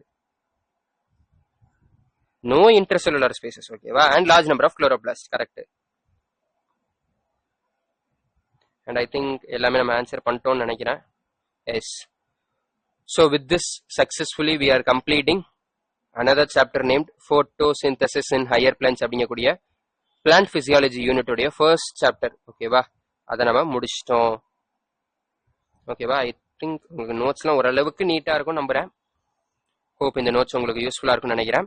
இன்னைக்கு உங்களுக்கு லெக்சர் முடிஞ்சோடனே உங்களுக்கு டெலிகிராம் சேனலில் இது அப்டேட் ஆயிரும். ஓகேவா? t.me/jmm NEET Tamil. Okay, full small தான். நீங்கள் இதை வந்து டெலிகிராமில் சர்ச் பண்ணிங்கன்னா நம்ம சேனல் கிடைச்சிரும். உங்களுக்கு லிங்க் வேணாலும் நம்ம சேனலோட பயோல போய் பாருங்க. அதாவது மேல நம்ம சேனல்ல வியூ மோர் ஆப்ஷன் இருக்கும். ஸோ அதுல நாங்கள் லிங்க்ஸ் கொடுத்துருப்போம் நம்மளுடைய வெப்சைட்டுக்கு அண்ட் தென் நம்மளுடைய வாட்ஸ்அப், நம்ம டெலிகிராம் சேனல், நம்மளோட வாட்ஸ்அப் சேனல் எல்லாத்துக்குமே லிங்க் இருக்கும். ஓகேவா? ஓகே. ஸோ இவ்வளவு நேரம் பொறுமையாக உட்காந்து பார்த்ததுக்கு மிக்க நன்றி. தேங்க்ஸ் ஃபார் வாட்சிங். Please like to video, subscribe to our channel and share it with your friends. So that எங்களுக்கு ஒரு மோட்டிவேஷனா இருக்கும், உங்களுக்கு இன்னும் புதுசா எனர்ஜெட்டிக்கா எக்ஸைட்டிங்கா ஏதாவது கொண்டு வரணும்னு தோணும். Hope you guys will do that. And உங்களுக்கு எந்த ஒரு டவுட் இருந்தாலும் சரி, கொஸ்டின் இருந்தாலும் சரி, கமெண்ட் இருந்தாலும் சரி, ஆர் ஃபீட்பேக் இருந்தாலும் சரி, கமெண்ட் செக்ஷன்ல போடுங்க. I'll reply to that when I see it. ஓகேவா? நான் எப்போ பார்க்கணும்னா கண்டிப்பா அந்த டைம் ரிப்ளை பண்ணிடுவேன். சாரி, இன்னைக்கு வாய் ரொம்ப ரோலா இருக்கும் நம்புறேன், ஏன்னு தெரியல. ஸோ உங்களுக்கு இப்படியே அந்த சாப்டர் இன்டெப்தா போகணும்னு சொல்லி தான் 4 லெக்சர் இழுத்துட்டேன். ஓகேவா? ஃபர்ஸ்ட் நான் பிளான் பண்ணது 3 லெக்சர்ஸ் தான் பிளான் பண்ணியிருந்தேன். பட் அதுக்கப்புறம் தான் C3 சைக்கிள் கொஞ்சம் இன்டெப்தா எக்ஸ்பிளைன் பண்ணிடுவோம். பிகாஸ் அதே தான் திரும்பி இங்கே C4லையும் வரப்போகுது. ஸோ நீங்கள் C3 நல்லா புரிஞ்சுக்கிறது ரொம்ப இம்பார்ட்டன்ட் சொல்லிட்டு தான் எக்ஸ்ட்ரா ஒரு லெக்சராக இழுக்க வேண்டியாயிருச்சு. பட் இட் இஸ் யூஸ்ஃபுல், நீங்கள் புரிஞ்சுப்பீங்கன்னு நம்புகிறேன். Okay, so bye. நெக்ஸ்ட் லெக்சரில் பார்க்கலாம். பாய்.